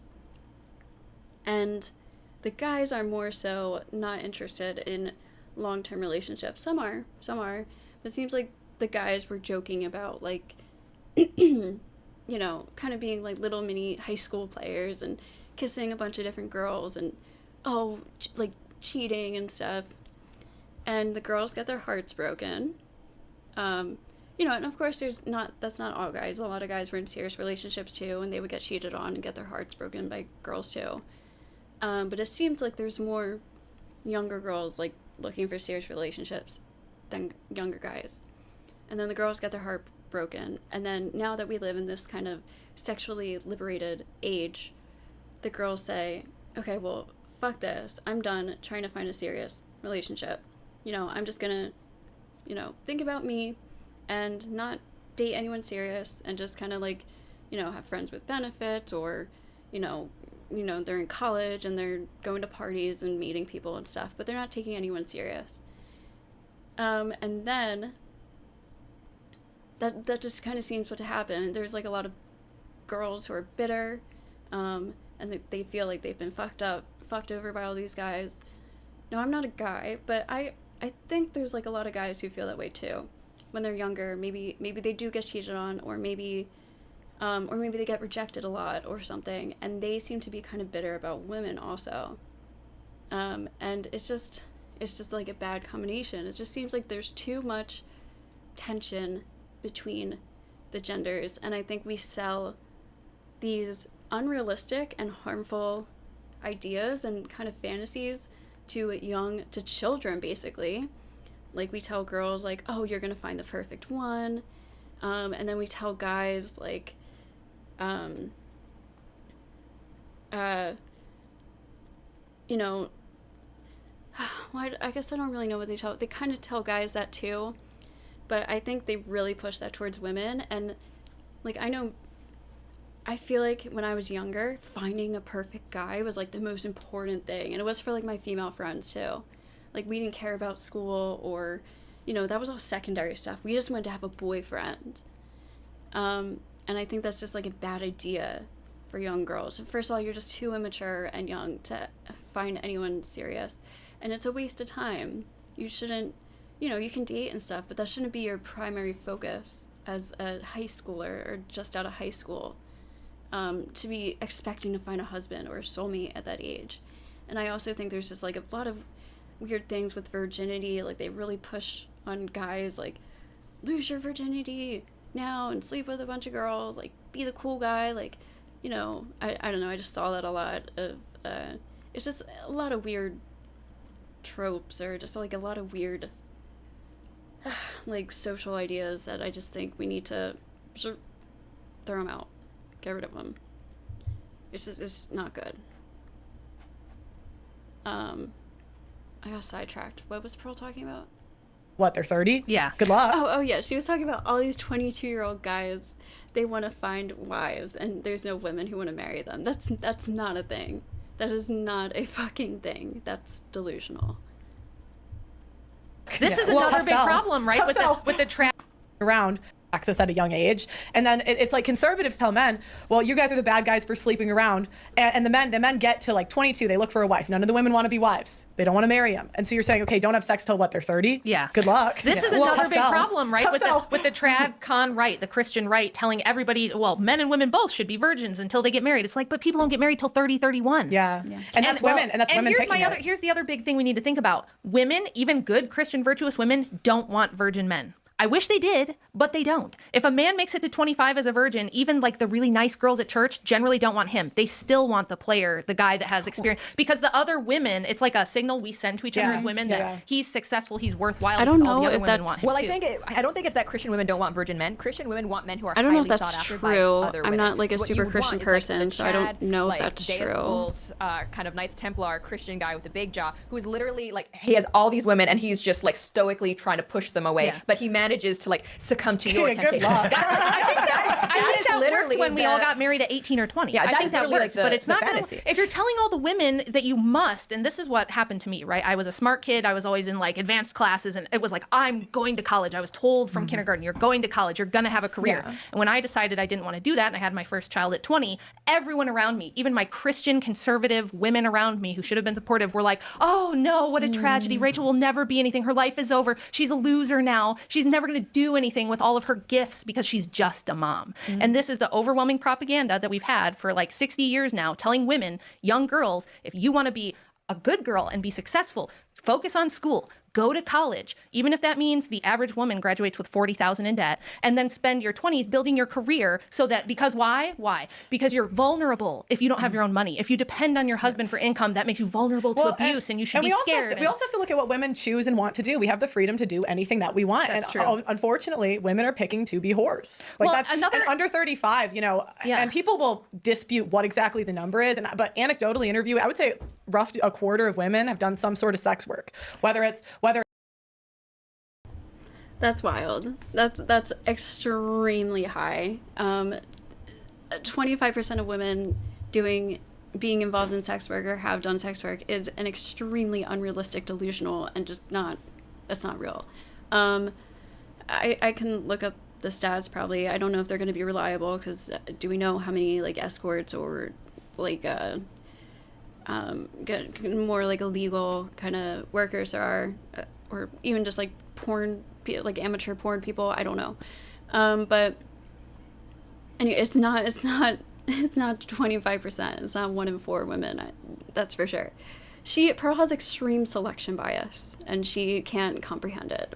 But she thinks her interviews, her viewer call-in shows, you know, and guest Instagram girls she has on her show are evidential or correlated to actual real life. But, you know, I think she's always kind of lived in this like bubble because she grew up in like a 1%er millionaire home in the suburbs of Chicago. So I just don't think she has a real grasp of what reality is like. There was something funny she said on the Trent Horn interview about, never mind, it was just that was a crazy interview, or debate. If you haven't seen that, I recommend to go see that. But oh shit, hold on. No, I lost my thought. Want to do. We have the freedom to do anything that. Because why? Good girl and be successful. Focus on school. Go to college, even if that means the average woman graduates with $40,000 in debt. Okay, so that was one thing. 40. I did look this up. The average debt for students who borrow for a 4-year degree is around $30,000. It's not $40,000. I think it's like $27,000 or like $28,000. If you go to grad school, it's closer to 40 something, or maybe 50, low 50s, somewhere in the 40s to 50s for grad school. But the average student loan debt for a 4-year degree is 27,000, I believe it was. So half of the half of those students have less debt than that, and half of them have more debt than that, 27,000. But also, it's not really why I paused the video. I do think it's unfortunate that she got pregnant and everyone was telling her, oh, she's going to waste all of her talents. You're going to be just a mom. You know, I don't think we should be condemning women who don't want to do anything like academically more with their life than be a mother. Like if they choose not to have a career and be a mom, I don't see why that's an issue. Again, like I said in the beginning of this video, I do think it's healthy for women to have some kind of at least hobby or activity or, you know, some kind of outlet or something they do that they enjoy doing. Like, seems like she enjoys writing. That's why she said she wrote a book, and that's kind of what ended up taking off and leading her to, you know, doing commentary on these issues and stuff. So yeah, writing, art, gardening, taking a walk, volunteering, anything, I do think that is good for women. It doesn't have to be a career path. And I don't think there's anything wrong with just being a woman. Okay, Harry looked up I'm seeing numbers ranging from less than 1% to upwards of 2% with respect to women and sex work. Admittedly, a superficial glance, but nothing to indicate 25%.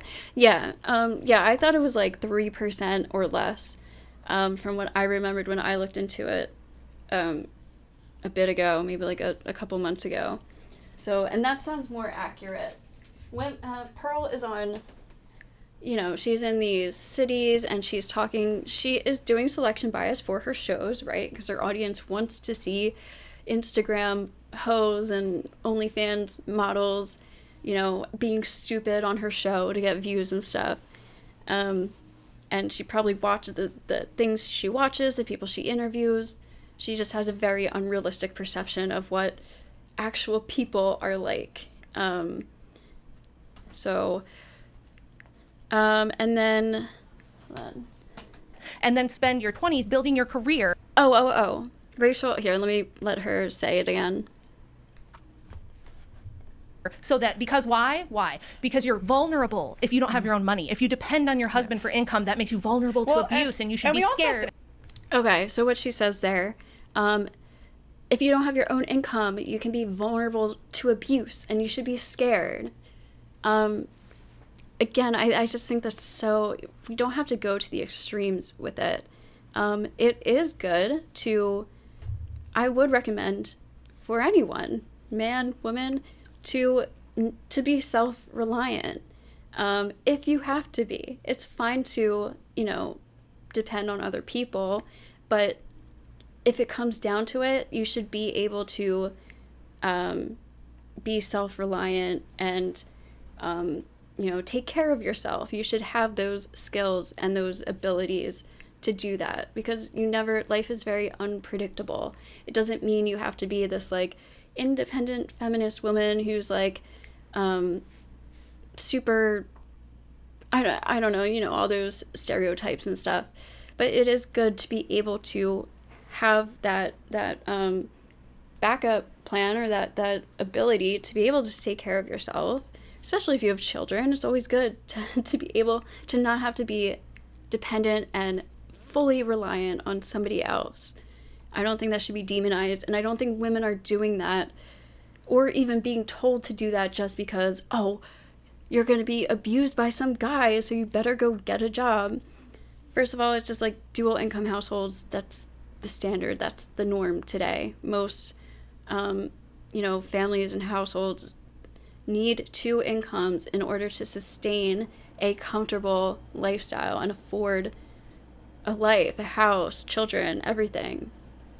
So I don't think we have to demonize it like, oh, women are just so afraid of men abusing them that's the only reason why they're told to go to school and stuff. No, it's just good to be able to have your own money and be self-reliant if you need to, and as well as contribute to your own family too, right? It's good to be able to contribute to your household and your family as well, and participate in the family's finances, especially in this day and age where everything is like pretty expensive and stuff. So yeah, I just want to point that out. We also have to look at what women choose and want to do. We have the freedom to do anything that we want. That's and true. Unfortunately, women are picking to be whores. Like Well, that's and under 35, you know, Yeah. and people will dispute what exactly the number is. But anecdotally I would say roughly a quarter of women have done some sort of sex work, whether it's escorting. That seems high. And there's more OnlyFans models than teachers right now. They tried to community note to me on this, but I have it. Dr. David Baker, you can look it up. And this is and the thing is, and what you'll find with a lot of female stats is stats that make women look bad are always it's always under exaggerated how bad women are. Like, for example, the CDC says the average body count is 5 to 8 for women. But if I survey men and say 5 to 8, they're like, that would be a miracle. And it's like, if you survey 1,000 people and you're actually in the field getting feedback from people, it's a different picture. But I feel like there is selection bias there, right? Because there's statisticians, No. there's an entire, absolutely. Oh, sorry, I thought you meant for me. Keep going. Oh, no. Sorry, I'm listening. Statisticians, like trying to get a sample that's actually representative of the general population is something that people spend, like Scott Rasmussen has made an entire career, launched several companies over his ability to accurately sample. So, I mean, I'm not saying that there aren't areas like London, Miami, where absolutely girls are talking about like 10 to 15 and that's just seen as the norm. But I don't think it's fair to kind of extrapolate that to also like this small rural Midwestern town. But even so, the issue that you're going to get, especially with younger women now, is that they're moving to the big cities. Like, I had a chick on my show. She was a virgin from the middle of nowhere. Do you know where she lives now? London? Miami. Worst place. I like her. No offense. If you're watching this, no offense. But it's like she's doing the same moves that even more promiscuous women would. And she was the only out of 1,000 women, I think I believed maybe 2 that they were virgins. Well, maybe Pearl, when 2, you say that women we've had the choice for over 100 years now to do what we want, even aside from sex work. If you look at the top 20 most commonly held careers in 2020 versus 1920, they are almost the same for women. Yeah. The only thing that changed that was a big change was we swapped out farm labor for HR work. But Other than that, women still well, are I just think- secretaries, nurses, teachers, daycare workers, Yeah. administrative assistants. We're doing all the same stuff we did before, but only now we get to pay taxes. We have to put our kids in daycare. You pay half what you make to the daycare lady. Just some other random lady's gonna raise your kids instead of you. I remember thinking this when I was 20. What a stupid, inefficient system. Who came up with this? Why do I have to bring my baby to some other lady, pay her half what I make so that she can do the job I want to be doing so I can go to my corporate job and pretend I give a shit and like about it? serve your corporate boss instead of your husband. And then I really think that women should pretty much never leave the home. Okay, before we get into what this bitch just said, I will say I do totally agree. I think it's just so stupid that there's like a lot of women who child care, like a week's worth of child care costs more or the majority of their weekly salary. So why would you pay for child care? You're basically going to work to pay for something that you could be doing. So it's like you're going to work to make money, but that money is going to childcare anyway, so there's really no point. So you might as well just like not even, I guess some people like can't take off work, or maybe just like that little bit of extra money helps. But I thought about that one time too. I was like, wait, so you're working to, even though childcare, you're working, and then, you know, sometimes childcare costs more. So it's like you're working to get money for something that costs more than what your working makes you. I didn't word that right or whatever, but and I'm looking up this like OnlyFans and teachers thing. The first thing that came up on Google, unless it's like the algorithms have me, was a short from Fresh and Fit saying like there's more OnlyFans women than there are teachers, but I haven't seen any actual stats and stuff. I'm still looking into it.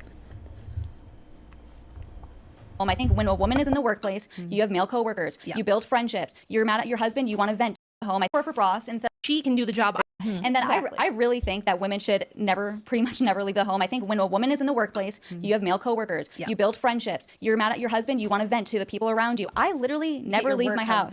My husband and I are always home. He works from home too. So I'm always with him. I never see anyone else. The only men I see is like men from church, his family, our family. I'm always with him. And I just think like there's such a gateway for cheating. Divorce rates will rise. And also when women make their own income, like feminism tells them you will be unsafe if you don't have your own assets. Right. Then they feel more empowered to get divorced. It's great that I fully rely on my husband to support our family, because what would I do if I wasn't with him? Like, and we're not married legally. We're married just in the church because the legal system does affect men in a terrible way. But the issue. First of all, the legal system affects men in a terrible way. well, in their opinion, in divorce. So by getting married in the church, he's saying, like, basically, I don't trust you. You could fuck me over in divorce, so let's not get married. Which is fine. I have no problem. Like, I don't even really care about. I also think marriage can be kind of stupid, but you do get some benefits from it. So, you know, if you do trust that person and stuff, like, like, really trust and love the person. Love is a very important part of marriage. Then yeah, reap the benefits. Fuck yeah. But yeah, women never leaving the home, I would argue, might cause more divorces because, like I said earlier, you go stir crazy, you get depressed, it's going to cause more tension, you're going to be unhealthy, that leads to an unhealthy marriage, unhealthy children, even if you're just working part-time or, again, volunteering or just doing something. But women never leaving the home, women should never leave the home. She said there's going to be male coworkers. If you can't trust your significant other or yourself as a woman to be around other men in public, at work, and her not cheat, you shouldn't marry that woman. If you can't trust your girlfriend or wife to have a job where other men work and not cheat on you, you shouldn't be with that person. Or you have extreme trust issues and you need some kind of help. That is insane and it's toxic. The next thing she said was friendships. You have friendships. This is something that Andrew Tate says. He doesn't let his girlfriends or his webcam girls that he uses to make money have friends, because for Andrew Tate specifically, it's because if she had friends who actually care about her, they would be like, what the fuck are you doing? He's obviously using you, he's lying to you, he's manipulating you, he got you to do sex work, like, you've never done that before. And she would convince the girl to leave him, and he would lose his money that she makes for him. So that's for Andrew Tate specifically, though. But people who, this is such a common trait in abusive partners, is when they try to keep their partner away from friends, family. If you start noticing someone in your life disappearing, never be able to hang out, it starts where they can't hang out with you alone, that their significant other is always with them. Men and women do this to their partners. This is something Amber Heard did to Johnny Depp. They take you away from your loved ones, your family, and your friends, to the point where they're literally cut off because they don't want to have, loved ones in their ear telling them and reminding them, like, I care about you and this person isn't treating you right. And lots of them are also just like, they just need all the attention and everything for them. They're very jealous people usually. So, but that is a huge, that's very bad. That's not a good sign in a relationship if your partner doesn't want you to have friendships or, have any time with your friends and stuff. And then, yeah, the other one she said was, like, you can sleep with your bosses. Like, it's just such a ridiculous cliche. Again, like, sure you can, but, like, if you can't trust your fucking wife to go to work and not sleep with her boss, you probably shouldn't be your wife. That's so fucking crazy. Again, I don't know who this girl is, but she just looks so dumb too. I know in the comments on the part one of this, everyone was like, attack the argument, don't make personal insults, but, like, I gotta make some. She just look how she just looks dumb.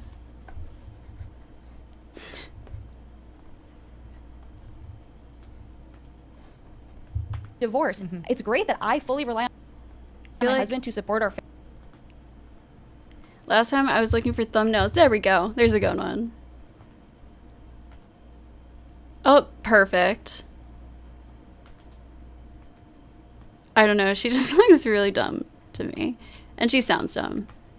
She is dumb. Family, because what would I do? There if I we go. wasn't with Enough him? enough and with we're the not married personal legally, we're married insults. just in Don't the church worry. because the legal system does affect men But in a terrible way. the issue we're going to get into is that men are punished for being traditional by the court system, because the man, if he has a stay-at-home wife, he's more of a target. Society doesn't look fondly on people who are promiscuous or polyamorous and things like that. So basically, if people feared cancel, like imagine cancel culture. So you got emails being like, you're a degenerate, how could you cheat on your wife or your husband? And people were like, no, I could not get a divorce, I'll lose my job, that kind of thing. Well, I don't think that'll happen.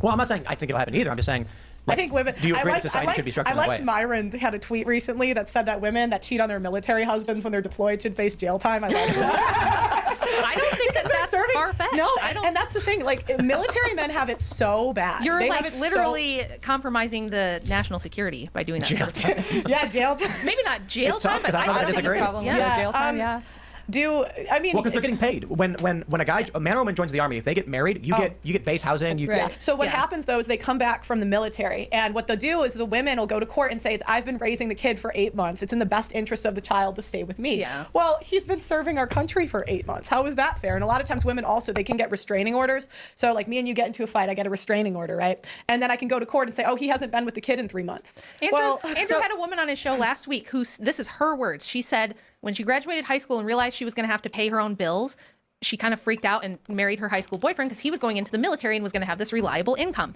But, several years down the line, he's getting deployed all the time. He's always busy and he didn't pay enough attention to her. So she divorced him. Yeah, well, ask. No, seriously, ask. I was just at and this is what you start to That's notice stupid patterns. if Ask that's any true. military guy if he knows that someone sucks. that has a divorce horror story. They all do. Yeah. I went See, to. sorry, I was gonna say, like, I myself, and I know a lot of other women who would flat out just not date anyone actively in the military because you have to assume they're gonna get deployed. So if you're going into a relationship with someone and that like attention is important to you, what are you thinking? So- Like it's their job. They sorry, have to. adultery is illegal in the military. Oh, good. I don't know if that Yeah, applies but towards women or. the issue is there's so many workarounds with this stuff. Like, they changed the definition of abuse to include That's why I say it's feminist language, because abuse used to be a man hitting a woman, and then they expand. Like, that's what women do first, is they change the definition of words. So it used to be abuse. Now we have emotional abuse, financial abuse, and there's just so many loopholes, and it's so confusing that women can really use the system to steal children from men. And then that causes every problem in society: homelessness, school shooters, because women are raising men. And that's just not good for society. Well, in Quebec, which is, probably the most socially liberal part of Canada, which is already socially liberal, they have done a lot of, it's one of those places where no one gets married, people cohabitate. It's so feminist in Quebec that you actually legally cannot take your husband's last name if you are in Quebec. Wow. You can change your name to whatever you want it, but if you're married and a wife, you cannot take your husband's last name. They won't let you. Super bizarre. There were too many divorces, and it kind of caused like a paperwork nightmare for the bureaucracy. So eventually they just said no one's changing their name anymore. There's a lot of divorces as well, and it's interesting because in Quebec, there's also common law marriage, which is something I don't think is very common in the state. But if you live Some states together, have it. are conjugally together, we are going to determine your spouses. They also have. Or if you have a ceremony, it's like, the Yeah. men say, we don't want to sign up. And they're like, we're going to make you sign up. Exactly. No, actually, in some cases, they will determine couples are married, even if they say that they're not, because they want to tax them at a higher bracket. It's like, no, you guys were living. Yeah, that's crazy. That's crazy. That's not fair. That's just greedy government shit for sure. Together, we're going to say you're married. But as a result, so it's kind of like a microcosm of like how far can we go, like getting rid of the institution of marriage. But one thing I think they do well is when it comes to child custody, both parents are assumed to have equal possession, equal rights to their children. And growing up in Asia, I had never met a divorced family until I went to school in Canada. It just never happened. The idea of like double-barreled last names, new concept to me. Yeah. But you would usually see kids would do 1 week with mom, 1 week with dad. Yeah. And what's interesting with child custody is that why women became default parents was because of the tender years doctrine. Yeah. And women actually argued that we should have default parenthood because we're the ones that are better at taking care of the home and children. And now the courts have ruled that women get default parenthood, child custody. And what's funny is now we have feminism where women say, no, we're equal to men. We are just like men. We can go into the workplace. We don't need being home and taking care of the kids. That's not for women anymore. So why isn't that reversed? And it's because women just have all the emotional power. Schrodinger's feminist strikes again. Yeah. And this is what I was talking about when I was saying gender equality would help men too. These stigmas that we have about women, the sexism, the old gender norms, and the old gender roles that like women are better parents and stuff. these are the things that make it hard for men today, like with custody and domestic violence cases, like, abuse from women, and those types of things, those types of traditional gender roles and gender norms and the old sexism is hurting men today. And what she's saying, that custody is automatically awarded to women, this is not true. We have gender neutrality laws for custody. So when the courts are, I don't know if that's federal, but I'm pretty sure most states, I would be willing to say all states, but I'm going to say most states, if it's not already federal, have gender neutrality laws for custody that say judges cannot use gender in determining custody. So the gender of the parent cannot play a role in who gets custody. It cannot affect 50-50 custody is the default, and then the judge has to determine that both parents are healthy, parents for that custody. And most custody cases get settled outside of court. Anyways, there isn't usually an actual hearing.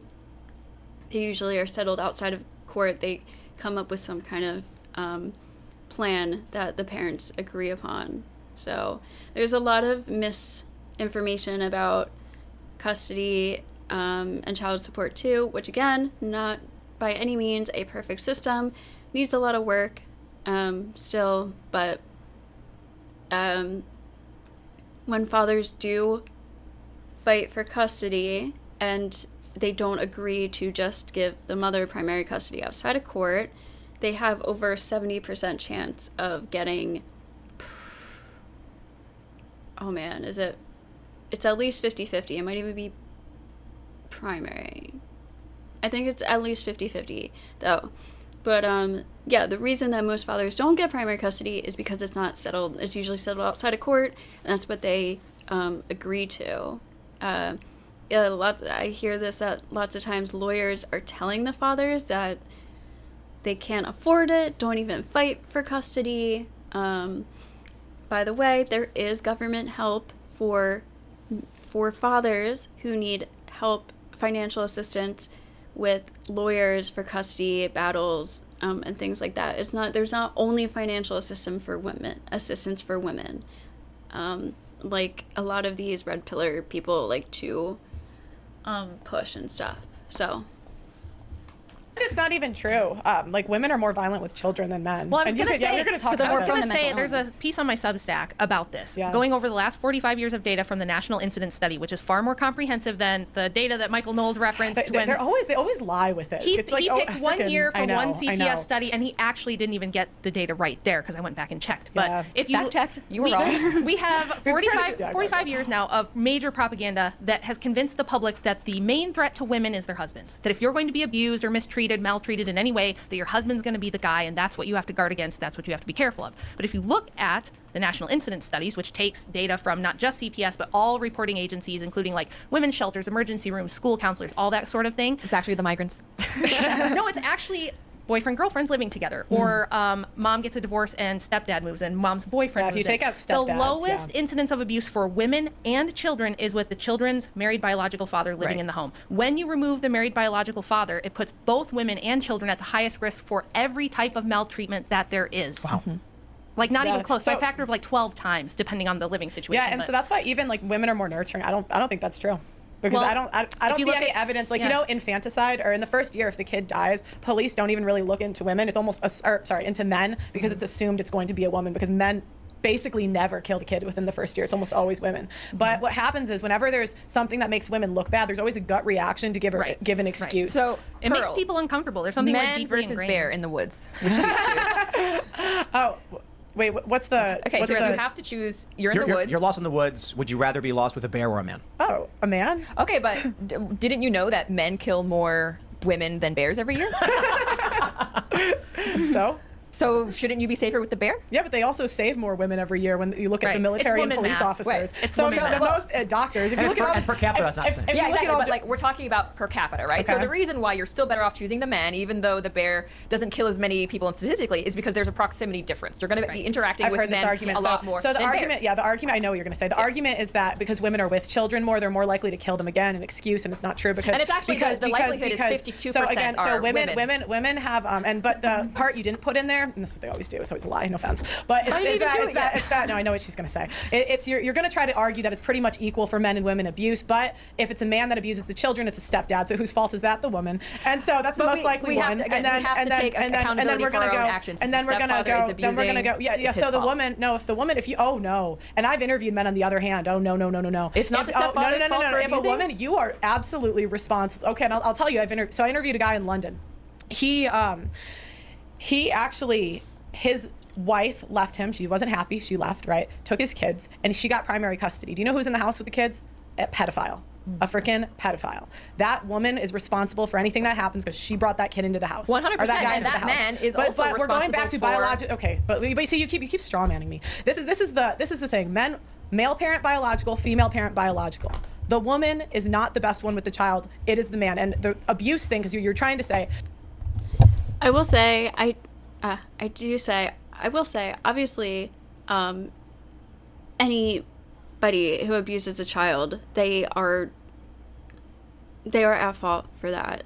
But I do think parents have a very high responsibility about who they are bringing around their children, and especially who they are bringing to live in the home with their children. That is not something for parents to take lightly. Even just bringing new people around their children, you have to be very careful. It's obviously any pedophile or child abuser, that person has a lot of blame to take, right? They're not getting off. But the parent who is bringing these people around their children, that's a big responsibility that should be taken seriously. Is that women, you're trying to say that because women are with the children more, they're more abusive. We talked about this. If that was true, then as women have spent less time with children, the incidence of abuse would have gone down. But as they have spent less time with children, abuse has gone up. So it's not the time spent. Well, it's not necessarily the time spent. It's who's the primary caregiver, because abuse usually happens among people with low socioeconomic status. Unfortunately, that's just true. I'm not saying if you're poor, you're going to abuse your kid, but the majority of abuse does come from people who are from lower socioeconomic backgrounds. People who are also from lower socioeconomic backgrounds, overwhelmingly single mothers. Racist, But that could be an inverted correlation or causation. It could be. Actually, no. I don't know. So, It just in seems the to bell curve, they actually do a study on a this. lot It's of not just that if you are a comments single about mother, you are more likely to be poor. If you are certain poor, groups of you are more people, likely to be you know a what single I'm mother. saying. And the reason why I bring this up is because you can't really make an apples to apples comparison, she's because the a- men in those she was scenarios, bringing by and stuff large, up are not earlier. also present in the household. Men who are from low socioeconomic backgrounds, where they fathered a child out of wedlock, they are not sticking around. So it's hard to say that this proves that men are more nurturing when men aren't even part of the picture in the first place. That's almost like saying that because it's almost like saying that because men make up the majority of fatalities on like oil rigs, therefore women must be better on oil rigs. Is abortion murder? Oh, Yes. wow, that's a good point. One out of 3 women has murdered their own kids. So I would say women are less nurturing for 3 reasons. One, they're Can the most men get likely. abortions? They're one. Okay, again, just first of all, that's a stupid point. We don't know how many men have first of all wanted women to get abortions that ended up not getting abortions, or how many men have been, agreed for the women to get an abortion. So that's a stupid point to bring up. But also, Pearl cites this fact all the time. 1 in 3 women have had an abortion. I found what she's talking about. I think it is that they do a lot of like women and pregnancy studies. It starts with a G. I want to say like Gertrude or Gerber, not Gerber. I'll look it up, but they've done lots of data and statistics and research into specifically like women's issues like pregnancy and things like that. So STDs and things like that. So I know what stat she's citing, and it was never actually real data. It was from years ago. There was a projection. So they did an estimate. think it was in the early 2000s. Sorry.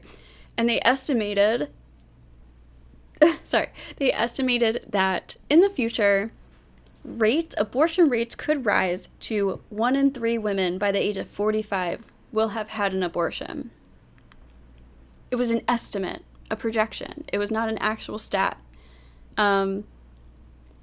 This turned out not to be true. That's not the statistics. And abortion rates have been steadily declining since the 80s.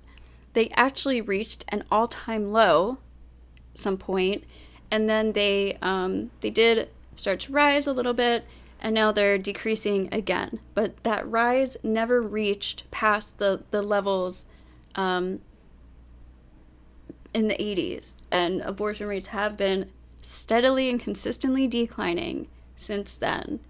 They reached an all-time low, and then they raised a little bit, and they're going back down on the decline. That same research, the same study, is where Pearl also gets the 1 in 4 women have an STD statistic.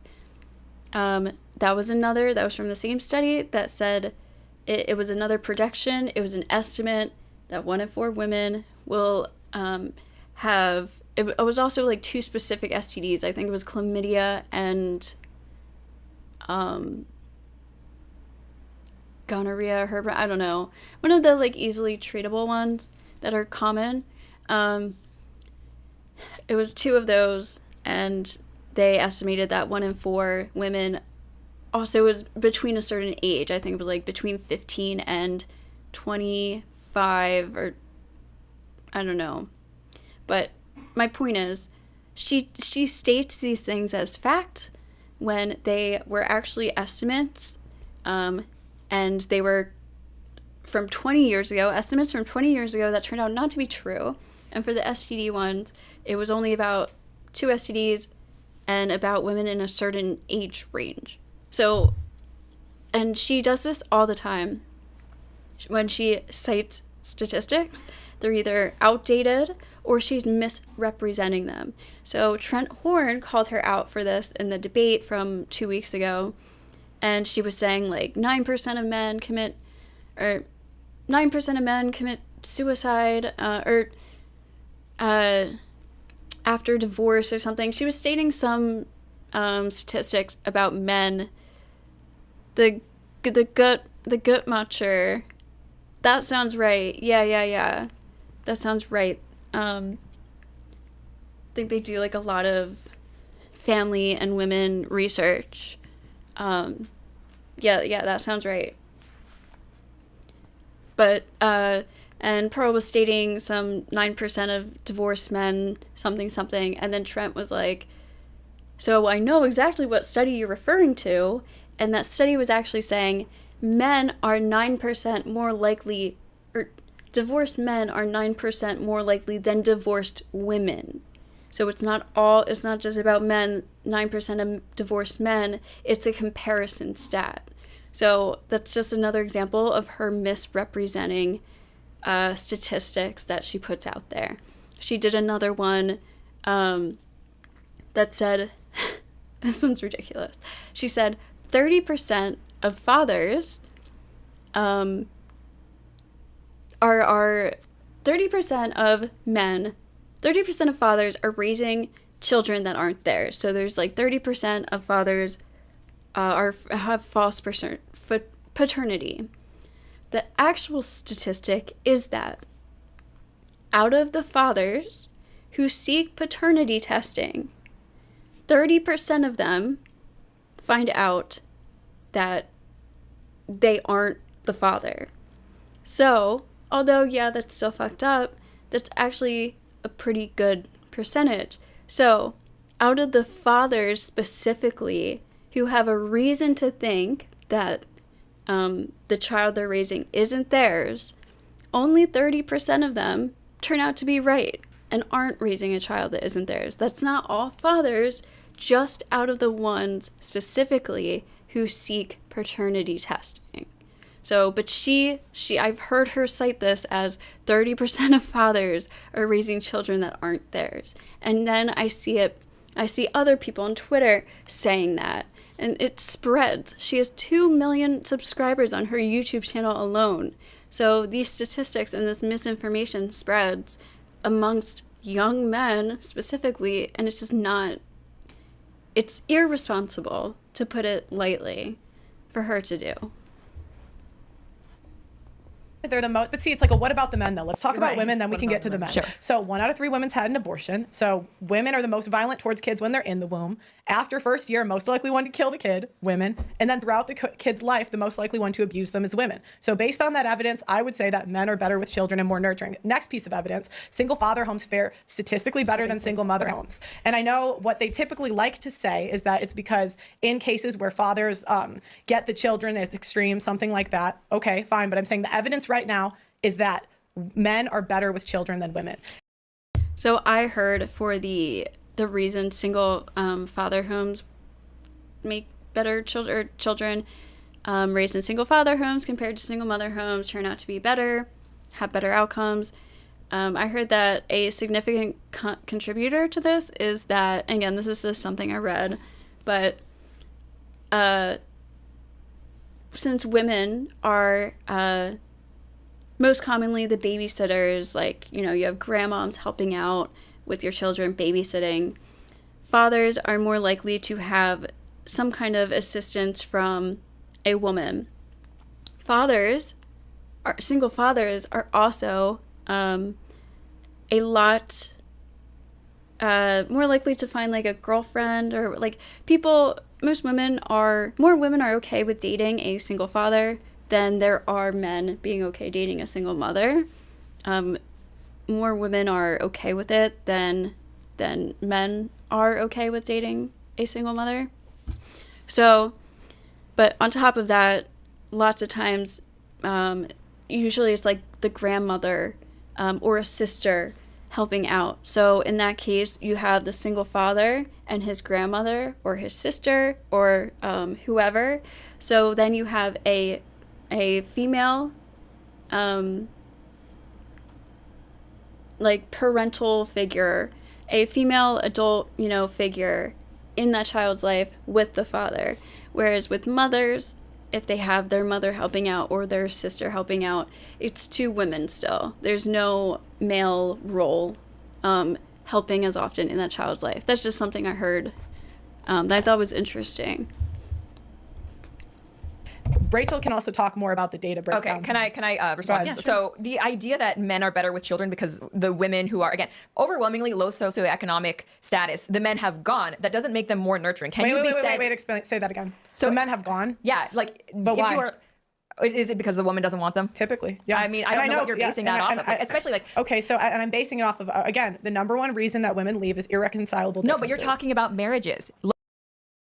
The number one reason of divorce is irreconcilable differences. That's not why women leave. Just because women are filing for divorce more, which, by the way, again, is like an old thing. Women filing for divorce more does not equate to the woman leaving or the women just leaving the marriage. Like, fuck this, I don't want to be married anymore. We don't know.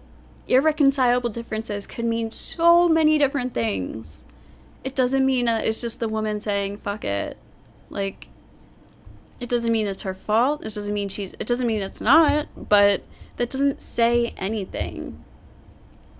Lower socioeconomic status where these abuse happens, it's not necessarily the case where, we were married and then we got divorced. Especially if you're talking about the Black community. These people were never married in the first place. Okay, but what is your point? The point is you can't say that someone I don't know, she just gives me racist when they vibes, don't even show up in the first place. When you don't even so take the role of caregiver in the first place. And it's the same thing you mentioned, women are more likely to kill the elderly. It's again because women are overrepresented in elderly workers. Okay, what what evidence do you have that women are more nurturing? Sorry, go ahead. So I was just going to say I have some data that might help clarify this because it's actually a misunderstanding. This was a big feminist talking point for the last 40 years that when we would bring up the statistics of women being the primary people to abuse children in every metric, whether it's like mental, emotional abuse, any type of abuse across the board, that mothers are statistically more likely to do that than fathers.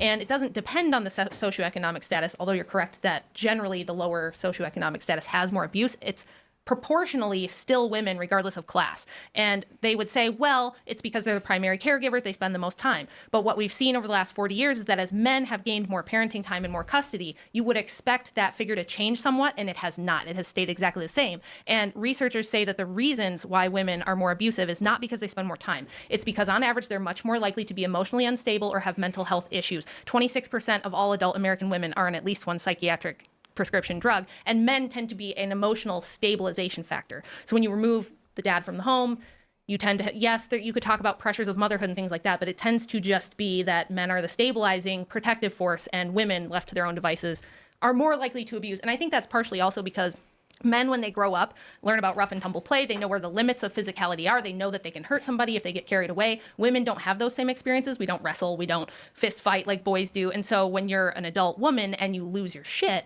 on a little kid who you actually have, you have more strength than, or you have the monopoly on force there, women are more likely to get carried away and lose it with a kid. Same thing in children's prisons, like juvenile facilities. The women tend to be the abusers in those facilities as well. And pedophiles. I mean, how many teachers are sleeping with students now? And this is why biblical patriarchy is really the answer, because if we're promoting, I mean, realistically telling people not to get married and stuff, like a lot of the red pill people do kind of advocate for degeneracy. I like Myron, but he does say like men should sleep with 50 women. And with that, you're going to get way more broken up families. And we see the detrimental effects on the children, which, roughly 50% of them will be men in the future. And when children are raised by single mothers, the girls actually kind of thrive. They have daddy issues, so they'll probably become a whore, but hey, empowered boss babe, you're thriving in today's society. But they actually do pretty well in school. Boys, they have behavioral problems. They just act out. They're more likely to get into crime, et cetera, et cetera. They're less likely to graduate. That's partly why we see a lot of the women outperforming men in the education systems. So it's actually bad for future men to have single mothers to begin with. And that's why we need to be promoting men having strong leadership. There are things, nothing's foolproof, but there are things that men can do. Like I've seen Tim Gordon say, you have to have your wife promise, like she will always obey you. No, feminists these days are not going to say, I'm going to obey you. I'm not saying it's foolproof. Women are manipulators. They can lie. But also another thing you can do is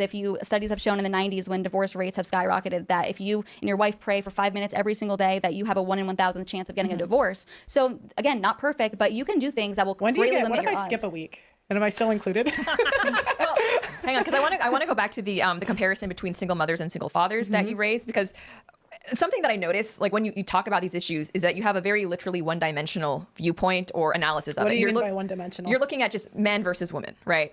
But the thing is, when you actually break down a lot of these outcomes, things like race and socioeconomic factor play a huge role. So you're talking about single mothers, you're talking about abortions. 60% of abortions are white women. Right. But are white women 60% of the population? No, but black women do it at a higher rate. Right. Black women are 13% of the population and 42% of I abortions. understand that black women have higher rates, but if you look at suicide rates, and again, I attribute a lot of suicide to family court. White men have the highest suicide rate, and this correlates with what I've seen. White women are especially vicious in family court because they're the ones making it down the aisle. True. But I had an attorney say this to me. He's like, I will never marry a white woman because you guys are vicious in family court. But that's an anecdote. White women are less likely. They're one of the least likely groups to get divorced. But when they do it, and we saw this with Steven Crowder. We saw this with Steven Crowder. When they do it hard. And that are there differences by race? Sure. Especially, yes. I mean, even when it comes to something like body count or STDs, you say the average woman has a black woman is 5 to 8%, 5 to 8 times more likely than a white woman to have all these STIs. That's true, but it's still 1 out of 6 white women. Is that winning?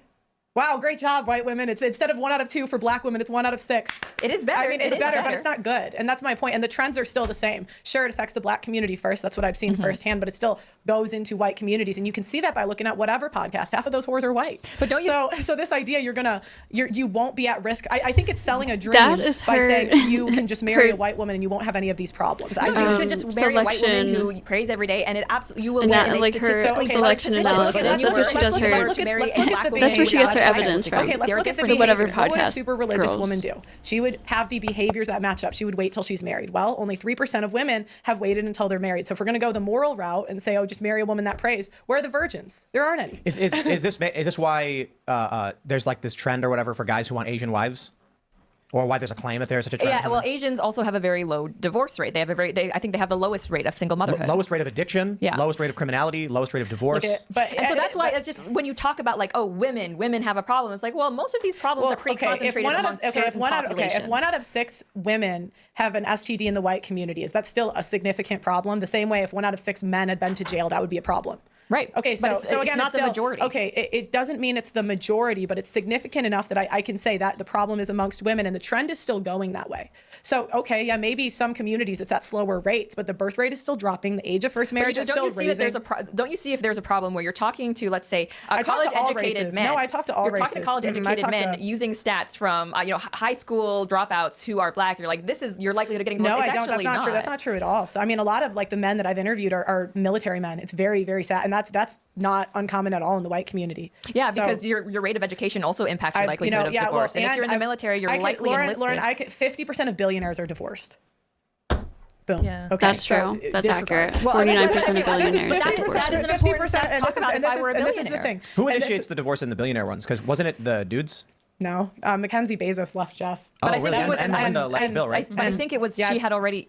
Bezos had already had like a girlfriend or something. Well, yeah, if you're married to a billionaire, what do you expect? So. Yeah, guy's gonna be like, don't divorce me. I don't want to give you. Yeah, but this $50 billion. is like I just don't like selling dreams because I've seen the other side, Lauren, and a lot of you guys, you just have not interviewed the other side, and we ran the data. It's You like should it's interview like She doesn't interview the other side. She has the most. Oh my god! And when she says interviews, she's talking about fucking viewer call-ins, and it's crazy because women have gone on her show and tried to talk about the other side, but she doesn't count those. But if a man comes on her show and says the same exact things, she counts those because it works in her favor. I'm looking at abortion statistics and stuff right now. This is from the CDC. I got one from the gut matcher. I don't know how to pronounce it. It looked like there was a small increase from 2020 to 2021 in abortions, and I could say that's probably like because of COVID. People were more likely to be like, no thanks, we can't get a kid right now, it's too crazy or whatever, too unpredictable of times. But yeah, no, there has been a steady, besides that, there's a steady decrease. Maybe I can get the chart up. I just don't want to fuck up the screen all over again. Okay, because it's hard, while I have the streaming on, it's like hard to see. Everything's kind of, it's hard to describe it. Okay. The other it's side, like, and I've talked to married men too. I know that some work out, but and the way David Baker helped me, I said, if we had 100 marriages, how many would the men commit suicide in? Like, how many would it get so bad? We found that it's like 13% of divorces are malicious. So that means she's trying to take your kids away, trying to take your money away. If I had to take a pill with a 13% chance of failure, oh my God, no, I would not take 13% of divorces. No, are malicious? 13%. That it's either 13 or 18. I can't remember the exact. It's either 13 or 18. But it's that out of 100 marriages, you get between 13 and 18 that the woman is trying to. Okay, I did it. Let's see. Oh. Okay, so 2012 number, rate, and ratio of abortions performed by year, selected reporting areas, United States, 2012, 2021. So it's all the way up here in the 0.6 millions. This is for all the United States. Where's the key? Oh, the top. So number, abortion rate, and abortion ratio. So it looks like there's like a dip for the ratio going back up. And it is going up. Oh yeah, again, that's from 2020 to 2021. So I think that kind of makes sense. Also, during 2020, people were having more sex because people were home and there was nothing to do. This goes by state. Let me see.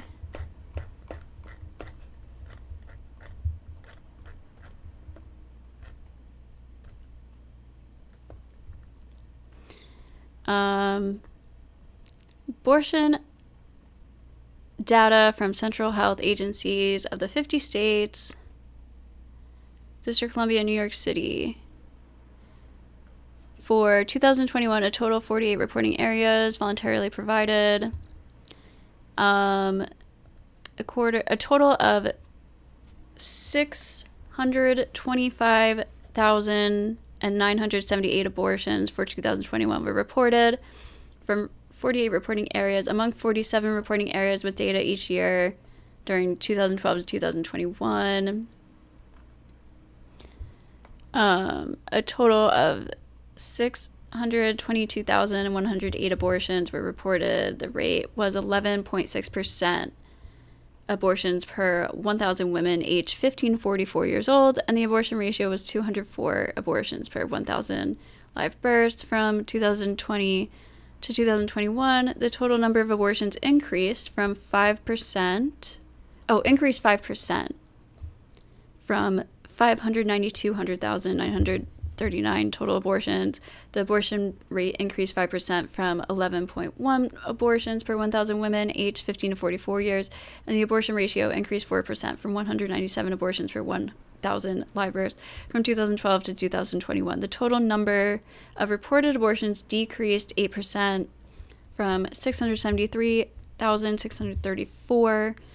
The abortion rate decreased 11% from 13.1 abortions per 1,000 women aged 15 to 44, and the abortion ratio decreased 1% from 207 abortions per 1,000 live births. In 2021, women in their 20s accounted for more than half of abortions, 57%. Women aged 20 to 24 and 25 to 29 accounted for the highest percentage of abortions and had the highest abortion rates. By contrast, adolescents under 15 and women aged over 40 accounted for the lowest percentages of abortions and had the lowest abortion rates. From 2020 to 2021, abortion rates increased among women aged 20 to 39 years, decreased among adolescents aged 15 to 19 years, and did not change amongst adolescents under 15 years and women over 40. Abortion rates decreased from 2012 to 2021 among all age groups except women aged 30 to 34 years old, for whom it increased. So abortion rates decreased for all women from 2012 to 2021, except for women aged 30 to 34 years old, where it increased. The decrease in abortion rate from 2012 to 2021 was the highest among adolescents compared with any other age group. Abortion rates increased for women aged 15, decreased among... Okay, did I just read that? Okay, but it goes into all of this. Among 47 areas reported 2012 to 2000, overall decreases were observed during 2012 to 2021. Okay, among the 47 areas that reported data continuously during 2012 to 2021, overall decreases were observed during 2012 to 2021 in the total number, rate, and ratio of reported abortions. However, from 2020 to 2021, increases were observed across all measures. So, and again, I would account that to COVID, most likely. But yeah, since before 2020 to 2021, abortions among all measures have decreased.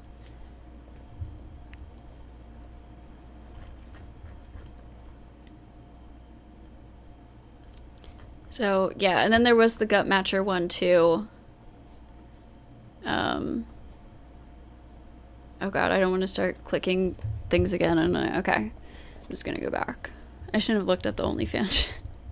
Take away your kids, trying to take as much money as she can from you. That it's we categorized it as malicious, where she's trying to alienate you from your children. That's significant, and I would never downplay it, because again, you know, I've interviewed men where if they committed suicide this year, I would not be surprised at all. You know, I'll interview men 3 miles from him. He hasn't seen his kids in 3 years. And these are not the player types. These are not the men that are sleeping around. They're average men, average earners. And what they do is they try to find a good woman and get married. And they were sold this bill of goods. So don't you think that part of your advocacy, which I'm not all against, you do a lot of posts that I like that you're talking about no fault divorce, and because I don't like the laws either. I don't like the government, but I just feel like if you want men to make informed decisions, which I think we all agree they should do when it comes to something like marriage, if you're not talking about these differences that exist racially, that exist based on education level, that exist based on level of piety, then you're not giving them all of the information but out the there. issue is the trend. Look at, and this is the thing, people. A lot of you guys, you're not in the trenches. You're not interviewing people. Like I've interviewed 1,000 people across the world in the past 3 years. I think it's probably more than that, but that's just when we started logging people. And if you talk 1,000 people out of how many? 9 billion or something? 9 billion and counting? Pearl's in the trenches, guys.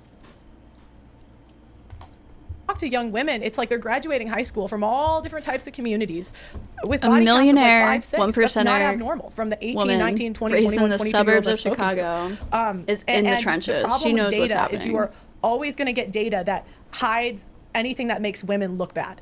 And so you're never going to get the full picture until you're actually talking to these people and doing the work. Well, but that's kind of hard because the plural of anecdote, which you have a lot of, is data. Okay. Right? That's our best not way data. to datum. No. Data. The plural of anecdote is not data. No, it's not. No, the saying is the plural of anecdote is not data. I'm not anti-data, but what you are not going to put up data in front of me that makes me not believe what's in front of my eyes. No, it's not that you shouldn't believe what's in front of your eyes. It's to contextualize it. Go on TikTok. You see women bragging about this stuff. I'm sorry. Actually, what I said was the misquote that is commonly used, and the actual quote, you were correct. From political scientist Ray Wolfing, I fact checked. Everyone online says the plural of anecdote is not data. He actually said the plural of anecdote is data. You were right. So I'll give you an all the example. I'll anecdotes. give you an example, like the suicide rate. You know, I wouldn't know unless I actually spoke to the men and actually did. Okay, it's getting late, so I'm gonna go for another. I'm gonna get past this most replayed part. Just if you can hear something, that's my cat going crazy. I'm gonna go past most replayed part. That's in like 3 or so minutes. And I'm gonna end the stream. I don't know. Maybe I'll finish it tomorrow. Maybe, but yeah, I didn't realize it's like 2 a.m. So. Digging that a lot of suicides are from family court. Before I started researching this stuff, I had no idea. You know, from what I've seen, we followed like 2,000 divorces in Michigan. 70% of the men that commit suicide had some contact with family court in the last 5 years. That's over 400,000 men. That's more. We're almost to the point where there's more men that have killed themselves than died in all of the wars combined. So it's like,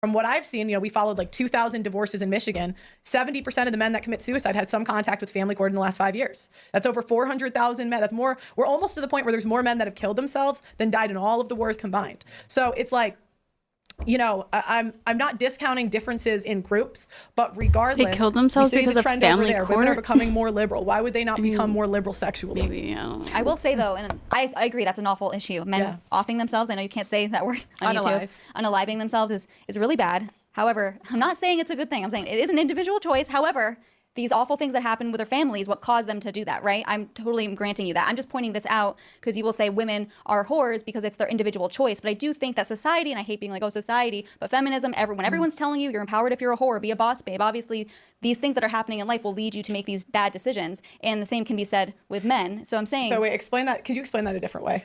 I'm just trying to understand your point. Basically, what I'm trying to say is that you have said that women, when they make these individual choices to be whores, that's on them. Yes. Mm-hmm. I agree, it's on them, but there are influences that are influencing them to make that decision. Okay. So I'm saying, like, if we ever want to solve these problems, we have to, like he said, bring back the culture. We have to shame these people. And I'm just trying to point out that it's not always just fully on the individual. And I know it really, at the end of the day, is. She's so scared to just say, like, men are doing something wrong, too.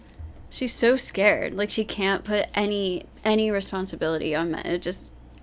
I don't know if it's because of Pearl or she just doesn't want to offend men. Oh, poor men's feelings. I don't know. It's just, she's like just spit it out, girl. Jesus. Is. You know what I'm trying to say? But again, this is going back to a wish list that's never going to happen. But it can happen. We can start doing it. And actually, when it comes to female behaviors, one of the biggest checks on female behaviors is other females. I mean, I don't want to say bullying them, but yeah, kind of keeping in check. That's a very important part of female social structure is like kind of women keeping each other in check. So it is important that as fellow women, we don't start to talk. And that's why like a lot of people were ragging on you for the I deem appropriate outfit. I don't have a problem with that. I love that. I had it's amazing. Before we left the hotel, I was like, "Do you deem this appropriate?" This is something that you were doing. doing that is improving the behavior and no, the it's not. outcome. No, I think it is. I think it is because women need to start being called out. It's like you're Michaela looking Peterson ridiculous. just posted a Okay, that was thing so with her weird. tits Did you out. see the It's one not with her doing shit. actual boobs out breastfeeding? Yeah, that was bad. Oh my gosh. And this is the daughter of a like one of the best conservatives ever. I love Jordan Peterson. But is that Andrew Tate's baby? I'm sorry, I have to say again, like I don't think it's inappropriate to breastfeed in public. I think there are certain areas that it's inappropriate. Like maybe like at a restaurant when people are eating or something, and you're not in a very private area. But if a mother has to feed her child and she's outside and the kid is feeding on her breast in public, there's no reason for that to be inappropriate. That is a natural human thing. It's a beautiful thing. It's a mother feeding their child. There's nothing sexual about it. We are just too uncomfortable with our bodies. We over-sexualize them so much, and we're very uncomfortable with our natural bodies. It's a mother feeding their newborn child. There's nothing inappropriate about that. I get so mad about that. I'm just kidding. For every Michaela Peterson, like I think that is the right direction. Like this is stuff where we as women can hold each other accountable and make positive change that way. Then why didn't you shame Nala? Nala? Well, again, because this is where she's trying to turn a new leaf. And She raised her OnlyFans prices. Why didn't you shame her? Well, she says that Be the she change, raised Lauren. she says that she raised her OnlyFans prices because she was trying to discourage people from that's joining. bullshit. How much did she raise the prices? If she I set don't them know, to like $9.99, I'd say that makes sense. If she was like, it's now $20 instead of 10, I should. Wait, so how does OnlyFans work? Like, can you deactivate it? I keep hearing everything on So this. you get Okay, I'll can't give you. deactivate until You get 3 months. You get 3 months to deactivate it. But she was baptized in December. She was still posting things after she was baptized, and then she raised the prices. She did not delete the OnlyFans until the day before the Michael Knowles interview. It was either in April or May. I can't remember the exact date. Why did it take you 4 months? She's getting paid. That's the point. And so it's like, okay, shame her then. Yeah, but if instead you here's the shame thing. me for pointing it out. No, I didn't shame you for trying to like look into whether she is or not. I think that's fine. Like I said, we need to hold people accountable. But what I was complaining policing. about, no, it's not tone policing. It's the idea that Jesus cannot save these whores. Jesus can save any of us. And that's the thing. If we have to be able to offer redemption, to offer a way out for all of these women, are they just garbage now? Well, yeah, but my point is What's you were future? more concerned with my tone than her action, and that's the problem we get But in her churches. action stopped. No, but that's the thing. And I've made more OnlyFans videos than like anybody. I mean, about OnlyFans. I need to stop you. I need to stop because you're not correct. She raised the prices. You were more concerned about my tone than the actions of the whore. Fine, but I want to show this is what's going on in churches across America. I think whore might be used derogatively. Model? Hooker. Like, But isn't that what? Pearl gets so excited calling girls whores. It's like a rush for her. She just loves saying it. She's like, ooh, I'm bad. It's like breaking the law or something.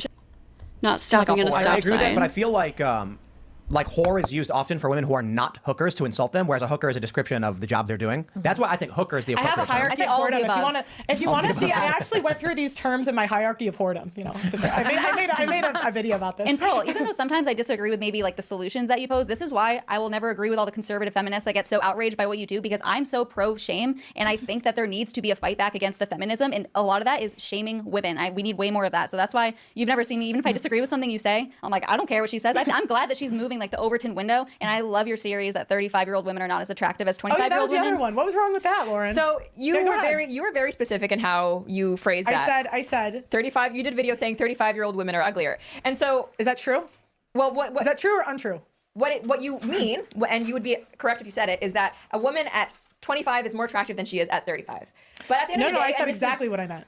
That was exactly, is that 35-year-old women are uglier than 25-year-old women. And so this is what the truth is. But this is tone policing. Attractive. No, it's not. Beauty's on the inside. No, it's not on the inside. It's not tone policing. The fact of the matter. The fact of the matter is it true? Pretty Yes or no? people Is it are true? ugly. Pretty people are uglier than ugly people. So men will absolutely choose an 8 people? who's 24 over a 4. You said pretty people. Did you mean something else? Oh, sorry, No, pretty people fertility- are more attractive. Fertility than, is one of the number one things that men select on. There's even a Patrice O'Neill joke where he says like a hot 18-year-old is always going to be hotter than a 30-year-old. Didn't you have a tweet where But it was no, like that 25-year-olds are more hot attractive than 16-year-olds? You said 16-year-olds were more attractive. I did. I got a lot of pushback for that But one. do you believe it? So I need to. I'm going to defend Pearl on this one.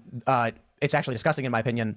There was this poll survey that found when they did a scientific survey where they presented images of women to men and they asked them to rate them on attractiveness. and 14, 15, and 16 scored substantially higher. Yeah. When they factored in age, it dropped dramatically. And the thesis was, men do consider mental development and attractiveness. They do not want children. They want women who are capable of functioning in society. But when they removed that factor and it was simply on appearance, they were actually, real quick, they were choosing teenage girls. And what a lot of people don't know, when you're walking in the mall and you see a Victoria's Secret, I don't want to call them out specifically because I don't know, but I can tell you a lot of the models you see in magazines and in stores are 15-year-old girls.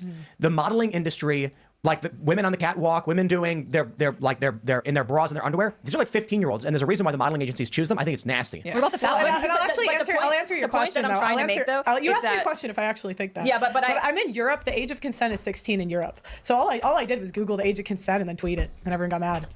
But do you believe that 16-year-olds are I'm not hotter? attracted. This is what I'm talking about. She'll say something, and then she gets a little bit of pushback, and she doesn't back up what she says. She backs away. She won't actually stand up and stick to what she says. She makes excuses. Says, I just Googled the age of consent and tweeted it. Bitch, if you think that 16-year-old girls are hotter or women are their hottest when they're 16 and you tweet that, just fucking say that you think that. Like you did before. It's pathetic. I think this is the most replayed part. There's actually not that much left. Let's see. To women, so. But I think the reason why you ended up getting like all these women sending you their selfies, which is like I did not. So bad. You I did were not. so Amazing. crazy. You were more concerned about my tone than married women sending me selfies when they're married. Well, here's the thing. A man will, I believe this to my core. If there is an 8 who is 24, he will choose them over a 2 who is 20. Like 100%. Well, yeah, they're fat. Yeah, That's but like we're the just saying ultimate all things being equal. Yeah, But that's Lauren, that's not what Pearl said, and that is why you got attacked. Is because you were vague and you left yourself open to that. No, I don't think I was vague at all. I think women are stupid. I mean, Generally speaking. women 35. Okay, Lauren, I need a yes or no. Are 35-year-old women uglier than 25-year-old women? A woman is less attractive at 35 than she is at 20. At 35 than she is so at why was I 25. wrong for saying that? Because you said 35-year-old women are ugly. That was your video. Are uglier than 25-year-old No, your video women. I think was just like literally You they're think, but ugly. no, I said 35-year-old women are less attractive than 25-year-old women. You said uglier specifically, and it was just go Yeah, with the video.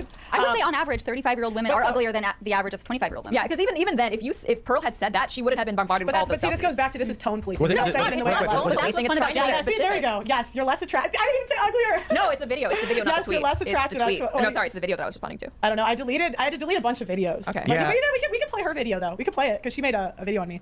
I'm here. She's been talking shit for a year. I'm here to address. Yeah, well, that is. Everyone says I was ducking. I was in volleyball. I'm done with volleyball. I'm here. But that also brings me Are to you, like. are you good at volleyball? Yeah, I was gonna go professional wow. actually until the YouTube stuff, but I played semi-professional for 3 years, so I just finised season a month ago. So that We got brings me third in to England. Bernadine Bluntly is an account who she Oh, is she's like. nuts. She is Christian. She is She's a an gangster. absolute lunatic. Oh my god, I did it.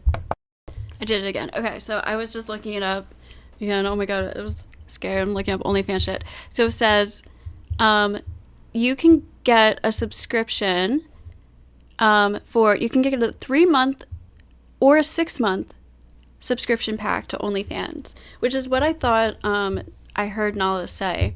So when you delete your OnlyFans, you can't just delete it. Your account will be closed after all the subscriptions run out, and there are up to 6 months subscriptions, maybe longer. I'm not sure, but I remember Nala saying 6 months, and then this says OnlyFans allows you to create subscription bundles, which are like discounts if a fan purchases a 3-month or 6-month subscription pack. So, and you can't get any new subscribers, but your current subscribers have access to your content, and then once the last subscription runs out, your account will be closed. So it's not like what Pearl said. You have 3 months to delete your account. This is what I'm saying. She doesn't know what she's actually fucking talking about. She's wrong about so many things. I think the only thing she said that she was right about tonight was 50% of billionaires get divorced. She's a lunatic. So why do you think she's a lunatic? Because I think it's quite lunatic. this is You're a almost lunatic over. if you as a married woman feel the need to prove your hotness to me. If you So- see that and say, my only, I need to, Rachel, you're married. Where was my selfie? I guess I just have low self-esteem and hate myself and all women. So I'm sorry. And then I've also seen, I have to think of what else I've seen from her. I've seen other stuff too, though. She viciously goes after she me all the posted a time. video, a photo of herself before and after about a 30-pound weight loss that she had gone through after one of her pregnancies, talking about how she didn't like how she looked, so she sucked it up, got on the treadmill, lost like 30 She's pounds. still fat.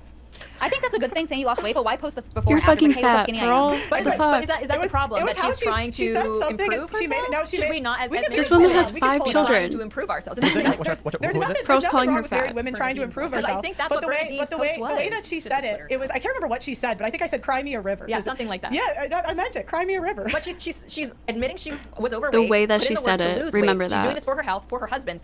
Is that not a positive what's wrong? thing? Yeah, but what's wrong with me saying cry me a river? Like, do you think that's the type of? I'd have to remember do you what think that's exactly she encouraging said. people who want to lose weight and look good for Well, their I just husbands? think it's quite odd to be showcasing your body to the world as a married Can we woman. see the tweet? I just want I to see don't that. know. I never saw this. What's- I don't know what's what her it name? says. Bernadine Bluntly. But like, how scandalous is the after? Oh no, I mean she's just in a, it wasn't- she's just in a t-shirt. It's not like I can't It's remember. literally I Is it the Luca this situation up where it's like, selfie, oh, I'm she's in a baking a cake, t-shirt. but here's like this really tight shirt with my big boobs, and like I'm not showing you what I'm I baking. I'm have showing you not this. heard Bernadine accused of immodesty. It wasn't that one. And I don't know her, so I'm not. But wait, so no, I'm serious though. What was wrong with the 25 to 35? The 25 Because to 35? you keep switching it when I make a point, and we were talking about the 25 to 35. We could talk about this too. I'm totally down. I don't know how to find the. I don't know what I'm searching You gotta for. go look for it. But, Actually, like, let what me- did she say? What is it? What's I know it was something really dramatic, and I know I said cry me a river. That's what it was, because But it was very. literally just her talking about her weight loss as a mom. It was something that I took as dramatic. I can't remember off the top of my head. I just remember what I thought. I think Google is blocking the search. Wait, try. Hang on, I'm looking at media because What about the 25 to 35? Do you concede that I'm able to say that? I don't have a problem with the tweet Oh, there. is it It's this? written. Is it I this? brought up Was it the- this? Yeah. That was the image. Go up. Was that the one I was? I think it was a different one, because I think she got pushback because it was really dramatic, and then she put actual steps. It's her face. Can I see? Oh. That? I think it was. Oh, I see There's you're the talking about picture. it. Yeah. Let's see. Let me see. Always. Oh yeah, this is why. She said, I took this picture a year ago. Oh, yeah, that was the one. A few minutes earlier, I was getting dressed and hated it because I didn't recognize who I was when I saw in the mirror. Postpartum and stress weight gain. In the middle of sobbing, I thought to myself, you can keep crying or go do something about it. I Ross is finished such getting a dressed jealous later, and I bitch. bought sweatpants and a loose tee and went for a walk. She 1 year later, literally- I lost 30 pounds. like, I've imagine gained just health, saying this, stamina, she and just confidence. literally I'm hates thankful this girl women. didn't quit. I'm thankful she chose to do something about it. She used to talk And I said, about blah, how blah, blah, she had cry me a river. massive Because I just thought it was jealousy dramatic. and you know, if you're insecurity posting on the internet, what do you guys problems. expect? But This it's is the internet. don't you No, think we what's the should? point? What? What's the point? Like, why? What is your goal? I just thought it was funny, and so did other people. It's Twitter.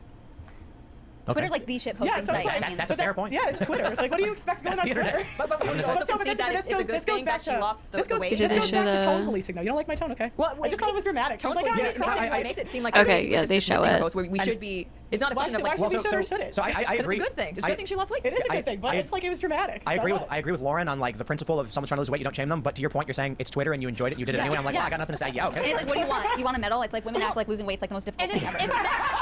It's like, just don't eat as much. It's not that hard. I just thought it's like all, oh, it's like that's what women If always somebody do. says that to a man, though, nobody gets upset. And the Yeah. difference is, if you say Right. something mean to a woman, you're public That's not enemy true. When it number one. comes to like weight loss posts, there have been like men in gyms who've been shit. People will laugh at them, and people will come out and say, "Hang on, this person's actually trying to lose weight. You shouldn't be picking on them if they're trying to do their Imagine if best." Tim had the same post. Yeah, I was imagine if- crying one day. If I put blah blah blah on your river. No, I meant above, where you Oh. made that like. I mean, I talk about losing weight all the time.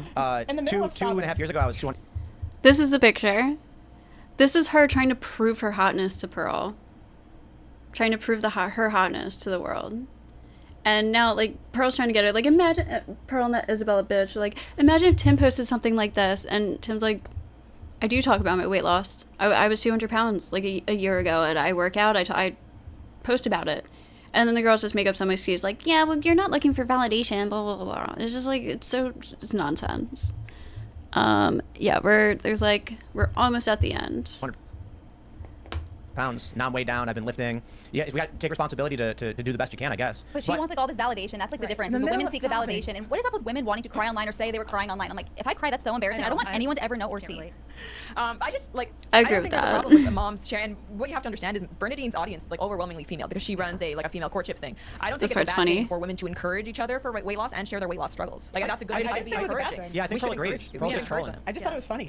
Yeah. But it's like women can't take Also, jokes. never get a female dating coach or a female life coach ever, especially if you're a woman. Worst idea. I do agree with Pearl. It's like, it's the meme of the guys hanging out and then they're like, they're like, you're a cunt, f you, screw you, and the guy's like, you guys are bitches, and then the guy leaves, and they go, what a He's good a good dude. guy, And then yeah. the women are all like, you're so cute, I love you, bye, I'm leaving, and they're like, what a bitch. It's true. It's true. Like, okay, for example, everybody who hates me online calls me fat. Okay. Do you have a lot of people hating you online? Oh yeah, she gets the internet, come on. Oh yeah. I feel like the three of Why us does have a anyone laugh. tone police the women that come after me? She's. But like, I have prominent haters who are calling me fat. I've lost 50 pounds in the last 2 years. I haven't posted Congratulations. any before and afters. I haven't talked about how I cried because of my struggle or anything. So where's all the women? Where's the sisterhood to come and validate me and tell me how great a job? Well, I don't get that. I think you should get that though. That's my point. Like I am a girl's girl. Okay? Because you I don't get called, participate. Like, I misogynists know. all the time. I'm a girl's girl. I actually like. No, I men- could've told you that. Yeah, But I'll tell you and why. should get that But I don't, validation. and I She won't should get get it from her it. husband. The reason I won't get that sisterhood is because I'm willing to criticize Hold on, I'm women gonna play when I think that. it's This is the appropriate. funny part. Girl. I actually like. No, I men. could've told- I am a girl's girl. Okay. I get called like a misogynist know. all the time. I'm a girl's girl. I actually like. No, I men- could've told you that. Yeah. Well, I'll tell you and why. should get that But I validation. don't. Pearl thinks that's an insult. She's like, I'm a girl's girl. Yeah, I know. I could have told you that. Like she's like saying it's an insult because she has female friends and she's in touch with her feminine side, which is what these traditional fucking people are all about, right? And it's just, I think that really just like shows her jealousy, truly, that she has. No, and I She won't should get get it. Rachel The here a little reason bit I won't too. get that sisterhood is because I'm willing to criticize women when I think it's appropriate, and the sisterhood sees that as a betrayal. So it's like, oh, you lost weight, f you. Oh, look at the Ozempic stuff. Yeah. It's like a scandal because the body positivity movement Now that it's too easy.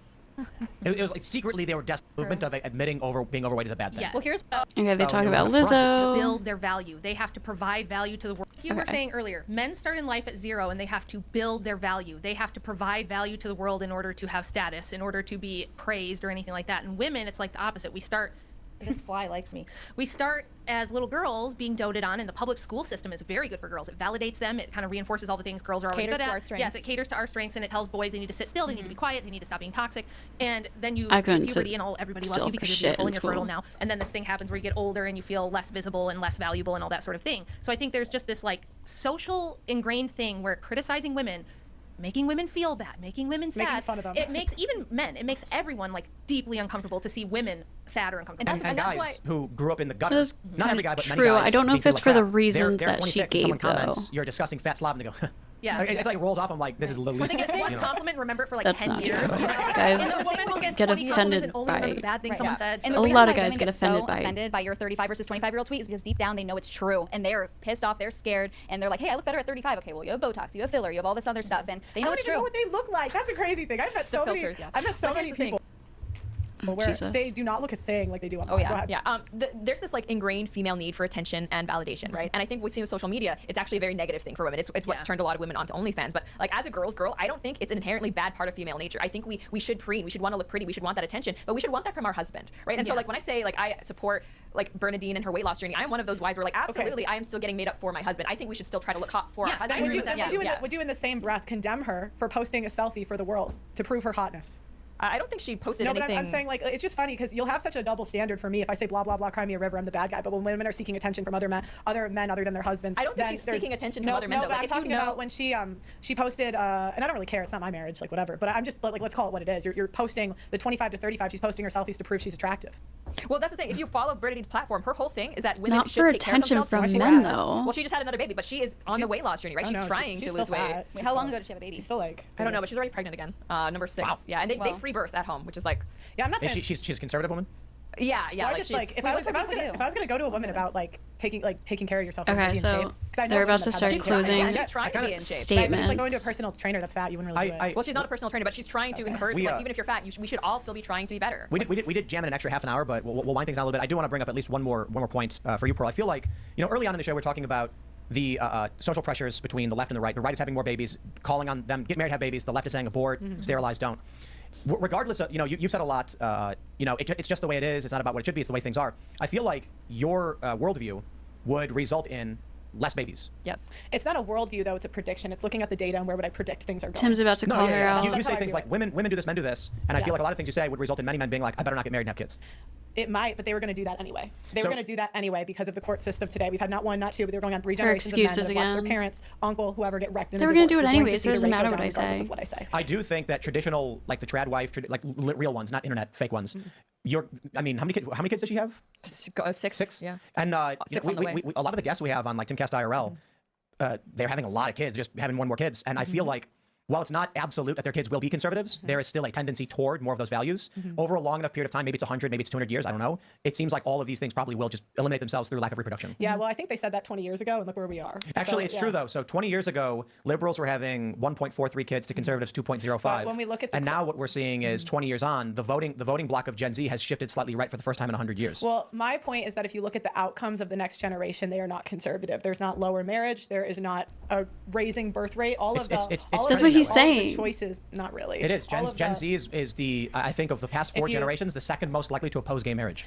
Oppose gay marriage, but that doesn't mean they're getting married and having children. No, I'm saying Gen Z is the first generation in 100 years to start the shift in the other direction. Right, but I still would not predict that their outcomes will be conservative. I would not, and this is just...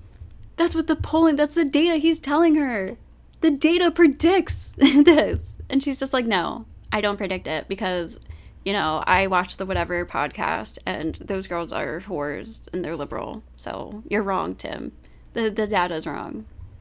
From interviewing young women on the street on my show, Gen Z, and even I have two sisters that are in Gen Z, and this is from upper class, conservative, MAGA country, basically. I wouldn't say when I look at them or their friends, they're particularly focused on that kind of thing. I completely agree. They're very similar to millennials, but for the first time in 100 years, a generation moved slightly right on social issues. Right, but so what? That's the first time in 5 generations. If you listened, you would know. So conservatives 20 years ago had more kids. So for every 7 kids, 4 of them were conservative. Okay. And now in the polling data, we see a direct correlation. Well, but the issue you're going to get still is conservative women aren't even conservative today, and I think I proved that, really. So over a long enough period of time, those that are less conservative will their worldview will. I'll make a bet with you. Actually, we can make a bet. I don't think we're going to be alive in 200 years. No. I'm not saying out. I'm saying in my lifetime, I think we will see more single mothers, OnlyFans models, abortions, and I don't disagree. That's not my point. But that's my point. Is that if I had to predict in my lifetime, it is going to get worse. Well, see, and this is where I differ from people like at the Daily Wire or even Charlie Kirk, who I love. My advice to like young men is she tells get people married. go to church. With how you go. And then from are women. How many churches have gay flags hanging? Okay, they're talking about church. I just want to get to closing statements. Men. So I'm constantly trying to figure out and like research and find what's the best some solution for men. And I feel bimbo like all of us as women, we shouldn't be telling men what to do, obviously. We'll find you and well, actually, I have like all my accounts deactivated right now for a certain video that went way too viral. So I'm waiting for my husband to allow me to activate it. So far, nothing, but yeah. Well, all right. I would say we have to start by correcting the historical record because people think that feminism, guys. It's really good. People think feminism is necessary and that it was a reaction to abuse from the patriarchy. The whole history you think you know is wrong, and if you start with understanding that, it will help you to see things the way that they are and maybe the way that they should be, and we can start getting rid of some of this ridiculous women's liberation. Okay, that I hate generation. feminism. We'll look back on both democracy, universal suffrage, help. I should definitely get it. Thank you. And then rwilson.substack.com has a bunch of my writing on it too. I went to go shoo a fly on the table. She does seem kind of smart. It did not. She seems pretty smart, but I died. I've killed a fly. She seems with my a little corrupted. Yeah, I guess my final thoughts would be that I think men should be and have every right to be discerning. There are women who are not OnlyFans whores out there. Don't let anyone try to say that this is the new normal. It's not normal. 3%. 3%? Statistically, they don't have tattoos. They don't have tattoos, debt, or other men's kids. Just so you know, guys. Well, I mean, I think some men want to. Shout out Aaron Clary. Yeah, shout out Aaron Clary. 3%. Yeah, I mean, but be discerning. Have your own standards. I don't think a tattoo is necessarily going to be the same level of I am not interested in you as OnlyFans. It's like 3 or more they counted, so. 3 or more tattoos? 3 or more is the threshold? Yeah, roughly. I can't remember if it was 3 or 5, but they actually let women get away with 1. All right, Lauren. Yeah, well, be discerning. Look at the stats. I mean, if you are a Christian man and you want a sacramental marriage and you pray every day with your family over your wife, the likelihood of you getting divorced is actually quite low. Does that mean you have to do it? No, but I want people to be look at this issue from all sides, from all angles. There are a lot of group differences out there I don't feel like are talked enough about because it's not politically correct to point that they exist. So don't ignore those. And ultimately, yeah, like my advice to you, if you're just like an atheist and a throuple or whatever, no, don't get married. Don't just expect some government. Church. Also, Mediaholic, if you want to. But you can check out Mama Chen's like soaps, body scrubs, and all that at clearlypure.etsy.com. She's CLEARLYPR.etsy.com, and we have a Mother's Day sale, so you can use Twitter. code MOM15 to save money. I got she's on YouTube. They're great. Yeah. So, unfortunately, there are no religious women in divorce courts. Religion is some buffer to divorce, but unfortunately there are no religious women in divorce courts. What you often see is them trying to make a higher and higher threshold where most religious people don't count. You're not real if you don't pray every day, yada, yada, yada, yada. I have seen divorce happen from pastors. I have seen it happen to men that are very religious and do not want to break up the home, but Who get- unfortunately, when a woman wants to who divorce rush you, the state into will marriage. aid her, and it is not, you can't pray a woman that wants to leave into not leaving you. Although I know what, at least she had a pastor on her show, a call-in recently, and he was divorced. A woman divorced him and she seemed like a crazy woman. And he said, I rushed into marriage. Don't rush into marriage. Which is what she tells people to do. Get married young and rush into marriage. So this is what I'm saying. Her advice leads to the outcomes that she complains about. that is not my hope. I hope you guys all have happy marriages and have kids. But I just think, I would never downplay the risk of marriage. And yeah, I talk about all this stuff. I have a documentary coming out this year. The Audacity It was supposed to come out 6 Network.com months is on ago. my website. And Actually, sign up for the memberships if you want to help fund the divorce documentary, because 7, I was 8 months ago? demonetized 6 months ago. And yeah, that's it. All right. And Pearl on YouTube. Sorry, Pearly Things on Twitter. Okay, and then Tim wraps up. So yeah, that's the end of that. Whew, got through that. So yeah, this one was a bit longer. It was an hour longer. So sorry about that. But yeah, we'll see how this one goes, because got a lot of feedback on the first one. We'll see how it is for this. So yeah, like I said, I just think the red pill space and advice gives advice that ends up causing the outcomes that they're complaining about and telling people to avoid. It's counterproductive. Okay, let me read this last comment. Even when we disagree, your approach is always reasonable and intelligent. Not sure why you get so much shit in the comments on your videos. LOL, good stream. Sleep well tonight. Thank you, Harry. Thank you for being here. And yeah, I do appreciate, even when we disagree, just having mature, and reasonable discourse back and forth. Lots of people, disagree, but they don't know how to disagree in a, just like you said, a rational and mature manner, so you can actually have a conversation. But yeah, I appreciate you being here and for watching the stream also, and have a good night to you as well. But yeah, I think a lot of this advice just leads to the exact things that they complain about. I do think I don't always agree with Lauren, but I do think she's right. And I agree when she's telling these guys, look up the data for yourself. Don't just take it from Pearl specifically, and don't just go believing that 1 in 4 women are sex workers and they all have abortions and STDs and stuff. It's gonna give them a negative, because a lot of guys who watch this are very young. They're new to dating or have never even had a girlfriend. So if they're watching this content, taking this in this content, they're gonna go and start their dating career, their dating life, with all of these perceptions, negative perceptions of women. They're going to have trust issues before they've ever even dated a woman. So although it's good to, teach people about the risks and realities about people, just giving them these false perceptions, these negative perceptions, it's not going to help anybody. And the worst part is I truly believe Pearl does it as a grift, and she does it just for profit and views. So, yeah. So have a good night, guys. Thank you again for watching. And like the video, do all that stuff. Good night. Bye.